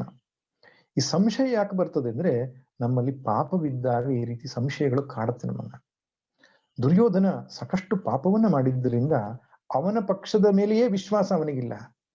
ಭೀಷ್ಮರ ಮೇಲೆ ಇಲ್ಲ, ದ್ರೋಣರ ಮೇಲೆ ಇಲ್ಲ, ವಿಕರ್ಣನ ಮೇಲೆ ಇಲ್ಲ, ಕೃಪಾಚಾರ್ಯರ ಮೇಲೆ ಇಲ್ಲ. ಹೀಗಿದ್ದು ಹೇಗೆ ಜಯ ಪಡಿಲಿಕ್ಕೆ ಸಾಧ್ಯ? ಈ ಸಂಶಯಗ್ರಸ್ತವಾದ ಮನಸ್ಸಿನಲ್ಲಿ, ಅದಕ್ಕೆ ಇಂಗ್ಲಿಷ್ ಒಂದು ಮಾತನ್ನು ಹೇಳ್ತಾರೆ, ಹೊರಗಡೆಗೆ ನಾವು ಗಳಿಸುವ ಜಯಕ್ಕಿಂತ ಮೊದಲು ಒಳಗಡೆಗೆ ಪಡಿಬೇಕು ಅಂತ. ನಾವು ಹೊರಗಡೆಗೆ ಸೋಲೋದಕ್ಕಿಂತ ಮುಂಚೆ ಒಳಗಡೆಗೆ ಸೋಲ್ತೇವೆ ಅಂತ. ಆದ್ರಿಂದ ಆ ಒಳಗಡೆಯ ಸೋಲು ಇದ್ದವನಿಗೆ ಹೊರಗಡೆಯ ಸೋಲು ನಿಶ್ಚಿತ. ದುರ್ಯೋಧನ ಮನಸ್ಸೇ ಸೋತು ಬಿಟ್ಟಿದೆ. ಯಾಕೆ? ಅವನಿಗೆ ಸಂಶಯ ಬಂದಿದೆ. ಭೀಷ್ಮರಾದರೂ ಕುರುವಂಶದ ಅಣ್ಣ ಉಂಡವರು ಎಂಬ ಕಾರಣಕ್ಕೆ ನಮ್ಮ ಪಕ್ಷ ವಹಿಸಿ ಯಾರು, ಆದರೆ ದ್ರೋಣರನ್ನು ನಂಬಲಿಕ್ಕೆ ಬರುವುದಿಲ್ಲ. ಯಾಕೆ? ಇವರು ಮೊದಲು ಕ್ಷತ್ರಿಯರಲ್ಲ, ಬ್ರಾಹ್ಮಣರು. ಆದ್ದರಿಂದ ಕ್ಷಾತ್ರ ನಿಯಮಗಳಿಗೆ ಅವರು ಎಷ್ಟರ ಮಟ್ಟಿಗೆ ಒಗ್ಗಿಕೊಂಡಿದ್ದಾರೆ ಅನ್ನೋ ವಿಷಯದಲ್ಲಿ ಸಂಶಯ ಇರಬಹುದು. ಇನ್ನೊಂದು ಕಾರಣ, ಅರ್ಜುನ ಮತ್ತು ಪಾಂಡವರು ಅಂದ್ರೆ ಇಷ್ಟ ದ್ರೋಣರಿಗೆ. ಆದ್ರಿಂದ ನನ್ನ ಪಕ್ಷದಲ್ಲಿ ಏನಾದರೂ ಸಮಸ್ಯೆಯನ್ನು ಸೃಷ್ಟಿ ಮಾಡಬಹುದೇ ಎನ್ನುವ ಸಂಶಯದಿಂದ ದ್ರೋಣ ಹತ್ರ ಓಡಿ ಹೋಗ್ತಾನೆ. ನೋಡಿ, ಇಷ್ಟೇ ಕಾರಣ ಅಲ್ಲ, ಅವನ ಆಡುವ ಮಾತುಗಳನ್ನು ನೀವು ಗಮನಿಸಿದ್ರು ಕೂಡ ಅವನಿಗೆ ಗೊಂದಲ ಆಗಿದೆ ಅಂತ. ತುಂಬಾ ಸಂಶಯಗ್ರಸ್ತನಾಗಿದ್ದಾನೆ, ಹೆದರಿದ್ದಾನೆ ದುರ್ಯೋಧನ ಎಂಬುದು ಅವನ ಮಾತನ ತೊದಲುವಿಕೆಯಲ್ಲಿ, ಮಾತನಾಡುವ ಶೈಲಿಯಲ್ಲಿ ಗೊತ್ತಾಗ್ತದೆ. ಏನ್ ಹೇಳ್ತಾನೆ ಅಲ್ಲಿ ಹೋಗಿ ದ್ರೋಣರ ಹತ್ರ? ಪಶ್ಯೈತಾಂ ಪಾಂಡುಪುತ್ರಾಣಾಂ ಆಚಾರ್ಯ ಮಹತೀಂ ಚಮೂ. ಹೇ ಪಾಂಡುಪುತ್ರಾಣಾಂ ಆಚಾರ್ಯ, ಹೇ ಪಾಂಡುವಿನ ಮಕ್ಕಳ ಅಂದ್ರೆ ಪಾಂಡವರಿಗೆ ಆಚಾರ್ಯನೇ, ಮಹತೀಂ ಚಮೂ, ಈ ದೊಡ್ಡ ಸೇನೆಯನ್ನ ನೋಡು. ನೋಡಿ, ಪ್ರತಿಯೊಂದು ಶಬ್ದವು ತಪ್ಪು ಹೇಳ್ತಿದ್ದಾನೆ ಅವನು. ಕೌರವರು ಮತ್ತು ಪಾಂಡವರು ಇಬ್ಬರಿಗೂ ಗುರುಗಳು, ಆಚಾರ್ಯರು ಯಾರು? ದ್ರೋಣರು. ಏನ್ ಹೇಳ್ತಾನೆ? ಪಾಂಡುಪುತ್ರಾಣಾಂ ಆಚಾರ್ಯ. ಇದರಲ್ಲಿ ಅವನ ಮನಸ್ಸಿನ ಕಸಿವಿಸಿ ಗೊತ್ತಾಗುತ್ತದೆ. ಇನ್ನೊಂದು ಮಾತನ್ನು ಹೇಳ್ತಾನೆ, ಮಹತೀಂ ಚಮು, ಆ ದೊಡ್ಡ ಸೇನೆಯನ್ನು ನೋಡು ಅಂತ. ಯಾರದು ದೊಡ್ಡ ಸೇನೆ? ಕೌರವರದ್ದೇ 11 ಅಕ್ಷೌಹಿಣಿ ಸೈನ್ಯ, ಪಾಂಡವರದ್ದು ಕೇವಲ 7 ಅಕ್ಷೌಹಿಣಿ ಸೈನ್ಯ. ಅಷ್ಟು ಗೊತ್ತಾಗುವುದಿಲ್ವೇ ದ್ರೋಣರಿಗೆ ಯಾವುದು ದೊಡ್ಡದು ಯಾವುದು ಸಣ್ಣದು ಅಂತ? ಆದ್ರೂ ಕೂಡ ದುರ್ಯೋಧನಿಗೆ ಭಯವಾಗಿದೆ ಎನ್ನುವುದರ ಲಕ್ಷಣ. ದೊಡ್ಡ ಸೇನೆ ಕಾಣ್ತಾ ಇದೆ ಅವನಿಗೆ, ಸಣ್ಣ ಸೇನೆ ದೊಡ್ಡದಾಗಿ ಕಾಣಿಸ್ತಾ ಇದೆ. ಯಾಕಂದ್ರೆ ಒಳಗಡೆಗೆ ತಪ್ಪಿದ್ದಾನೆ ಅವನು. ಅಷ್ಟೇ ಇಲ್ಲ, ಇನ್ನೊಂದು ಮಾತನ್ನು ಹೇಳ್ತಾನೆ, ದ್ರುಪದ ಪುತ್ರೇಣ ತವ ಶಿಷ್ಯೇಣ ಧೀಮತಾಂ. ಈ ದೊಡ್ಡ ಸೇನೆ ಪದ್ಮವ್ಯೂಹದಲ್ಲಿ ನಿಂತಿರ್ತಕ್ಕಂಥ ಈ ಸೇನೆಯನ್ನು ಮಾಡಿದವನು ಯಾರು ಗೊತ್ತಾ? ನಿನ್ನ ಶಿಷ್ಯನಾದಂತಹ ದ್ರುಪದ ಪುತ್ರ ಎಂಬುದಾಗಿ ಹೇಳ್ತಾನೆ. ಇದು ಭೀಷ್ಮರಿಗೆ ಉತ್ಸಾಹ, ದ್ರೋಣರಿಗೆ ಉತ್ಸಾಹ ತುಂಬುವ ಮಾತಲ್ಲ, ದ್ರೋಣರ ಆತ್ಮಸ್ಥೈರ್ಯವನ್ನು ಕುಗ್ಗಿಸುವ ಮಾತನಾಡ್ತಿದ್ದಾನೆ. ನೋಡಿ, ಇದು ಅತ್ಯಂತ ಬ್ಯಾಡ್ ಲೀಡರ್ಶಿಪ್. ತನ್ನ ಜೊತೆಗಾರರಿಗೆ ಧೈರ್ಯವನ್ನು ತುಂಬಬೇಕು, ಧೈರ್ಯವನ್ನು ಕುಗ್ಗಿಸ್ತಾ ಇದ್ದಾನೆ. ಯಾಕೆಂದ್ರೆ ಇದು ಮುಖ್ಯವಾದ ಸಂಗತಿ. ದ್ರುಪದ ಪುತ್ರನಾದಂತಹ ದೃಷ್ಟದ್ಯುಮ್ನ ಇದ್ದಾನಲ್ಲ, ಪಾಂಡವರ ಸೇನೆಯನ್ನು ಏನು ವ್ಯೂಹಾಕಾರದಲ್ಲಿ ನಿಲ್ಲಿಸಿದ್ದ, ಅದು ದ್ರೋಣರಿಂದಲೇ ಕಲಿತವನವನು. ತವ ಶಿಷ್ಯೇಣ, ನೀನೇ ಕಲಿಸಿಕೊಟ್ಟಿ ಅವನಿಗೆ. ನೀನೇ ಕಲಿಸಿಕೊಟ್ಟಂತ ನಿನ್ನ ಶಿಷ್ಯನೇ ನಿನಗೆ ಪ್ರತಿಯಾಗಿ ಒಂದು ವ್ಯೂಹವನ್ನು ರಚಿಸಿದ್ದಾನೆ. ಅದರಲ್ಲಿ ವಿಷಯವಾಗಿ ನಿನ್ನನ್ನು ಕೊಲ್ಲಲಿಕ್ಕೆ ಹುಟ್ಟಿದವನವನು, ತ್ರಿಪದ ಪುತ್ರ ಎನ್ನುವ ಶಬ್ದದ ಮುಖಾಂತರವಾಗಿ ನಿನ್ನನ್ನು ಕೊಲ್ಲಿಕ್ಕೆ ಪಡೆದವನು ಎಂಬುದು ಒಂದು ಸೂಚ್ಯವಾಗಿ ತಿಳಿಸ್ಕೊಡ್ತಕ್ಕಂಥ ಮಾತು. ಇದ್ರ ಹಿಂದೆ ಮಹಾಭಾರತ ಒಂದು ಕಥೆ ನೆನಪಿಸ್ಕೊಳ್ಬೇಕು. ದ್ರೋಣರು ಮತ್ತು ದ್ರುಪದ ಇಬ್ಬರು ಕೂಡ ಗುರುಕುಲದಲ್ಲಿ ಒಟ್ಟಿಗೆ ಬೆಳೆದವರು, ಒಟ್ಟಿಗೆ ಕಲಿತವರು. ದ್ರೋಣರು ಬ್ರಾಹ್ಮಣರು, ತನ್ನ ಚಟ್ಕರ್ಮದಲ್ಲಿ ನಿರತರಾದರು. ದ್ರುಪದ ರಾಜನಾದ. ಬಡತನದಲ್ಲಿ ಕಷ್ಟವನ್ನು ಪಡ್ತಾ ಇದ್ದಂತಹ ದ್ರೋಣರು ತನ್ನ ಸ್ನೇಹಿತನಾದಂತಹ ದ್ರುಪದನ ಹತ್ರ ಸಹಾಯ ಕೇಳಲಿಕ್ಕೆ ಅವನ ಹತ್ರ ಹೋಗ್ತಾರೆ. ದ್ರುಪದನು ತನ್ನ ಅಹಂಕಾರದಿಂದಲೋ ಅಥವಾ ಯಾವ ಕಾರಣದಿಂದಲೋ ದ್ರೋಣರನ್ನ ಆಧರಿಸುವುದಿಲ್ಲ, ಆ ಸ್ನೇಹವನ್ನು ಒಪ್ಪಿಕೊಳ್ಳುವುದಿಲ್ಲ. ನಿನ್ನಲ್ಲಿ ಎಂತಹ ಸ್ನೇಹ ಇರಲಿಕ್ಕೆ ಸಾಧ್ಯ ಎಂಬುದಾಗಿ ತಿರಸ್ಕರಿಸ್ತಾನೆ. ಅದರಿಂದ ಸೇಡುಂಟಾಗಿ ದ್ರೋಣರು ಅವನ ಬಗ್ಗು ಬಡಿಬೇಕು, ಹೆಡೆಮುರಿ ಕಟ್ಟಬೇಕು, ಅವನ ರಾಜ್ಯವನ್ನು ಕಸಿದುಕೊಳ್ಳಬೇಕು ಎನ್ನುವ ಕಾರಣಕ್ಕಾಗಿ ಬರ್ತಿರ್ತಾರೆ ದಾರಿಯಲ್ಲಿ. ಅಲ್ಲಿ ನೋಡ್ತಾರೆ ಕೌರವ ಮತ್ತು ಪಾಂಡವರ ಮಕ್ಕಳು ಆಟ ಆಡ್ತಾ ಒಂದು ಚೆಂಡು ಬಾವಿಗೆ ಬಿದ್ದಿರ್ತದೆ. ಇವನು ಯೋಚನೆ ಮಾಡ್ತಾನೆ, ಈ ಕುರುವಂಶದ ಕುಡಿಗಳಿಂದಲೇ ನಾನು ದ್ರುಪದನ ಅಹಂಕಾರವನ್ನು ಮುರಿಯಬೇಕು ಅಂತ ಬಯಸಿ ಶಸ್ತ್ರ ಎರಡರಲ್ಲೂ ನಿಪುಣವಾಗಿರತಕ್ಕಂತಹ ದ್ರೋಣರು ಶಸ್ತ್ರವಿದ್ಯೆಯನ್ನ ಮಕ್ಕಳಿಗೆ ಹೇಳ್ಕೊಡ್ಬೇಕು ಅಂತ ಒಂದು ಉಪಾಯ ಹುಡುಕ್ತಾರೆ. ಏನು, ಬಾವಿಗೆ ಬಿದ್ದ ಚೆಂಡನ್ನ ಕೇವಲ ದರ್ಭೆಯ ಸಹಾಯದಿಂದ ಒಂದಕ್ಕೆ ಒಂದು ದರ್ಭೆ ಅಂಟಿಕೊಳ್ಳುವ ಹಾಗೆ ಪ್ರಯೋಗ ಮಾಡಿ ಆ ಚೆಂಡನ್ನ ಎತ್ತಿ ಮಕ್ಕಳ ಕೈ ಕೊಡ್ತಾರೆ. ಮಕ್ಕಳು ಓಡಿ ಹೋಗಿ ಭೀಷ್ಮರಿಗೆ ಹೇಳ್ತಾರೆ, ಇವತ್ತು ಯಾರೋ ದಾರಿ ಹೋಕರು ಒಂದು ಚೆಂಡನ್ನು ಎತ್ತುಕೊಟ್ರು ನಮ್ಗೆ, ಅವರು ತುಂಬಾ ನಿಪುಣರಾಗಿದ್ದಾರೆ ಅಂತ ಅನಿಸುತ್ತೆ ಅಂತ. ದ್ರೋಣರು ಭೀಷ್ಮರು ಅವರನ್ನು ಹುಡುಕಿ ನೀವೇ ನಮ್ಮ ಮಕ್ಕಳಿಗೆ ಯುದ್ಧ ವಿದ್ಯೆಯನ್ನು ಹೇಳ್ಕೊಡ್ಬೇಕು ಅಂತ ಹೇಳಿ ದ್ರೋಣರಿಂದಲೇ ಕುರುವಂಶದ ಕುಡಿಗಳಿಗೆ ಶಸ್ತ್ರದ ಪಾಠವಾಗ್ತದೆ. ಅರ್ಜುನನನ್ನ ಅತ್ಯಂತ ಪರಾಕ್ರಮಿಯನ್ನಾಗಿ ಮಾಡಿ ಎಲ್ಲ ಸಕಲ ಶಸ್ತ್ರವಿದ್ಯೆಯನ್ನು ಹೇಳಿಕೊಟ್ಟು ಆ ಅರ್ಜುನನ ಕೈಯಲ್ಲಿ ದ್ರುಪದನಿಗೂ ಯುದ್ಧ ಮಾಡಿಸಿ ದ್ರುಪದನನ್ನು ಸೋಲಿಸಿ ಅವನ ಅರ್ಧ ರಾಜ್ಯವನ್ನು ಕಸಿದುಕೊಳ್ತಾರೆ. ಕೊನೆಗೆ ಅವನಿಗೆ ಕ್ಷಮೆಯನ್ನ ಕೊಟ್ಟು ಅವನನ್ನು ಕಳಿಸಿದ ಮೇಲೆ ದ್ರುಪದ ಆ ಸೇಡಿನಿಂದಾಗಿ ದ್ರೋಣರನ್ನು ಕೊಲ್ಲುವುದಕ್ಕೋಸ್ಕರ ಒಂದು ಮಕ್ಕಳನ್ನು ಪಡಿಬೇಕು ಅಂತ, ಮಗುವನ್ನು ಪಡಿಬೇಕು ಅಂತ ಯಜ್ಞವನ್ನು ಮಾಡಿಸಿ ಆ ಯಜ್ಞದಲ್ಲಿ ಹುಟ್ಟಿದಂಥವರು ಒಬ್ಬ ದೃಷ್ಟದ್ಯುಮ್ನ, ಇನ್ನೊಬ್ಬಳು ದ್ರೌಪದಿ. ಆದ್ದರಿಂದ ಆ ದೃಷ್ಟದ್ಯುಮ್ನನ್ನು ಹುಟ್ಟಿದ್ದು ದ್ರೋಣರನ್ನು ಕೊಲ್ಲುವುದಕ್ಕಾಗಿಯೇ. ನೋಡಿ, ಈ ಮಾತನ್ನ ಯುದ್ಧದ ಸಂದರ್ಭದಲ್ಲಿ ದ್ರೋಣರಿಗೆ ನೆನಪಿಸಬೇಕಿತ್ತ? ಇದನ್ನು ಹೇಳುವ ಉದ್ದೇಶವಾದರೂ ಏನಿತ್ತು? ಇದು ಸ್ಪಷ್ಟವಾಗಿ ತೋರಿಸ್ತಾ ಇದೆ ದುರ್ಯೋಧನನಿಗೆ ಸಂಶಯ ಉಂಟಾಗಿದೆ ಅಂತ. ಭಯಗೊಂಡಿದ್ದಾನೆ ದುರ್ಯೋಧನ. ಅದಕ್ಕಾಗಿ ಈ ವ್ಯೂಢವು, ಪಾಂಡವರ ಸೇನೆಯು ದ್ರುಪದ ಪುತ್ರನಾದ ದೃಷ್ಟದ್ಯುಮ್ನದಿಂದ ಬುದ್ಧಿವಂತ ಎಂಬುದಾಗಿ ಹೇಳ್ತಾರೆ. ಧೀಮತ ಮತ್ತು ಶಿಷ್ಯೇಣ, ನಿಮ್ಮ ಶಿಷ್ಯನೇ ಅವನು ಅಂತ ಈ ರೀತಿಯಾಗಿ ಹೇಳಿ ಅವರ ಆತ್ಮಸ್ಥೈರ್ಯಕ್ಕೆ ಕುಂದು ಬರುವ ಹಾಗೆ ಮಾತನಾಡ್ತಾ ಇದ್ದಾನೆ. ಇಷ್ಟೇ ಎಲ್ಲ. ಅತ್ರ ಶೂರಾ ಮಹೇಶ್ವಾಸಾ ಭೀಮಾರ್ಜುನ ಸಮಾಯುಧಿ ಯುಯುಧಾನೋ ವಿರಾಟಶ್ಚ ದ್ರುಪದಶ್ಚ ಮಹಾರಥಃ ದೃಷ್ಟಕೇತುಶ್ಚೇಗೀತಾನಃ ಕಾಶೀರಾಜಶ್ಚ ವೀರ್ಯವಾನ್ ಪುರುಜಿತ್ ಕುಂತಿಭೋಜಶ್ಚ ಶೈಬ್ಯಶ್ಚ ನರಪುಂಗವಃ ಯುಧಾಮನ್ಯುಶ್ಚ ವಿಕ್ರಾಂತ ಉತ್ತಮೋಜಾಶ್ಚ ವೀರ್ಯವಾನ್ ಸೌಭದ್ರೋ ದ್ರೌಪದೇಯಾಶ್ಚ ಸರ್ವ ಏವ ಮಹಾರಥಾಃ. ಪಾಂಡವರ ಸೇನೆಯಲ್ಲಿ ಯಾರ್ಯಾರು ಮಹಾರಥಿಗಳಿದ್ದಾರೆ ಎನ್ನುವುದನ್ನು ನೆನಪಿಸ್ತಾ ಇದ್ದಾನೆ ದ್ರೋಣಾಚಾರ್ಯರಿಗೆ. ಇದು ಅವಶ್ಯಕತೆ ಇತ್ತೆ. ಯಾಕಂದ್ರೆ ದ್ರೋಣಾಚಾರ್ಯರಿಗೆ ಗೊತ್ತಿಲ್ಲದ ವಿಷಯವೇ ಇಲ್ಲ. ಎಲ್ಲಾ ಗೊತ್ತಿದ್ದಂತಹ ಗುರುಗಳಿಗೆ ಅವನು ವಿಪಕ್ಷದ ಬಲಾಬಲಗಳ ಬಗ್ಗೆ ತಿಳಿಸಿಕೊಳ್ತಕ್ಕಂತಹ ಒಂದು ಮೂರ್ಖದ ಕೆಲಸವನ್ನ ಮಾಡ್ತಾ ಇದ್ದಾನೆ. ಇದರ ಅವಶ್ಯಕತೆ ಇರಲಿಲ್ಲ. ಆದ್ರೂ ಅವನ ಗೊಂದಲ ಮನಸ್ಸಿನ ಒಂದು ಏನು ಸಂಕೇತವಾಗಿ ಈ ಮಾತುಗಳು ಹೊರಹೊಮ್ಮಿವೆ ಅವನಿಗೆ. ಪಾಂಡವರ ಸೇನೆಯಲ್ಲಿ ಇರುವ ಮಹಾರಥಿಗಳ ಹೆಸರನ್ನ ಹೇಳ್ತಾನೆ. ಅತಿರಥ, ಮಹಾರಥ ಅಂತ ಕರೀತಾರೆ. ಅತಿರಥ ಅಂದ್ರೆ 11,000 ಯೋಧರೊಟ್ಟಿಗೆ ಒಬ್ಬನೇ ಹೋರಾಟ ಮಾಡಿದ್ರೆ ಅವನಿಗೆ ಅತಿರಥ ಅಂತ ಹೇಳ್ತಾರೆ. ಇನ್ನು ಲೆಕ್ಕವಿಲ್ಲದಷ್ಟು ಸಂಖ್ಯೆಯ ಯೋಧರೊಟ್ಟಿಗೆ ಒಬ್ಬನೇ ಹೋರಾಟ ಮಾಡಿದ್ರೆ ಮಹಾರಥಿ ಅಂತ ಹೇಳ್ತಾರೆ. ರಥಿ, ಅರ್ಧರಥಿ, ಅತಿರಥಿ, ಮಹಾರಥಿ ಎಂಬುದಾಗಿ ಯೋಧರಿಗೆ ಅವರವರ ಯೋಗ್ಯತೆಯನ್ನು ಅನುಸರಿಸಿ ಕರೆಯುವುದುಂಟು. ಪಾಂಡವರಲ್ಲಿರ್ತಕ್ಕಂಥ ಮಹಾರಥಿಗಳು ಅಂದ್ರೆ ಅಸಂಖ್ಯ ಬಲದೊಡನೆ ಒಬ್ಬೊಬ್ಬನೇ ಹೋರಾಡುವ ಸಾಮರ್ಥ್ಯ ಉಳ್ಳಂಥವ್ರು ಯಾರ್ಯಾರು ಎಂಬುದಾಗಿ ಹೇಳ್ತಿದ್ದಾನೆ. ಭೀಮಾರ್ಜುನ ಸಮಾಯುಧಿ, ಯುದ್ಧದಲ್ಲಿ ಭೀಮಾರ್ಜುನರಿಗೆ ಸಮಾನರಾಗಿರ್ತಕ್ಕಂಥವ್ರು ಇವರೆಲ್ಲ ಇದ್ದಾರೆ. ಯುಯುಧಾನ, ವಿರಾಟ, ದೃಪದ, ದೃಷ್ಟಕೇತು, ಚಿಕಿತಾನ, ಕಾಶಿರಾಜ, ಪುರುಜಿತ್, ಕುಂತಿಭೋಜ, ಶೈಬ್ಯ, ಯುಧಾಮನ್ಯು, ಉತ್ತಮೌಜ, ಸೌಭದ್ರೋ ಅಂದ್ರೆ ಸುಭದ್ರೆಯ ಮಕ್ಕಳು, ಸುಭದ್ರೆಯ ಮಗನಾಗಿರತಕ್ಕಂತಹ ಅಭಿಮನ್ಯು, ದ್ರೌಪದೇಯಶ್ಚ ದ್ರೌಪದಿಯ 5 ಜನ ಮಕ್ಕಳು, ಇವರಿಷ್ಟೂ ಜನ ಮಹಾರಥಿಗಳಿದ್ದಾರೆ, ಅಸಂಖ್ಯ ಬಲರೊಡನೆ ಹೋರಾಟ ಮಾಡುವ ಸಾಮರ್ಥ್ಯದವರಿದ್ದಾರೆ ಎಂಬುದಾಗಿ ದ್ರೋಣರಿಗೆ ತಿಳಿಸಿಕೊಡ್ತಾ ಇದ್ದಾನೆ. ಇವರೆಲ್ಲರೂ ಕೂಡ ಮಹಾಭಾರತದಲ್ಲಿ ಬರ್ತಕ್ಕಂಥ ಪ್ರಮುಖ ಪಾತ್ರಗಳು. ಅದರ ವಿಶ್ಲೇಷಣೆ ನಾನು ಮಾಡ್ಲಿಕ್ಕೆ ಹೋಗುವುದಿಲ್ಲ.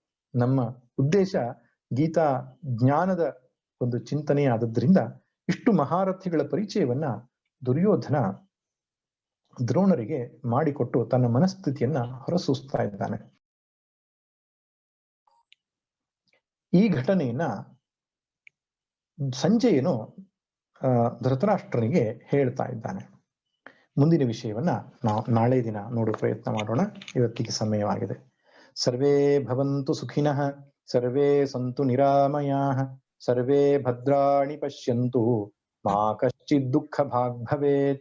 ಓಂ ಶಾಂತಿ ಶಾಂತಿ ಶಾಂತಿ. ಹರಿ ಓಂ. ಶ್ರೀ ಗುರುಭ್ಯೋ ನಮಃ. ಹರಿ ಓಂ.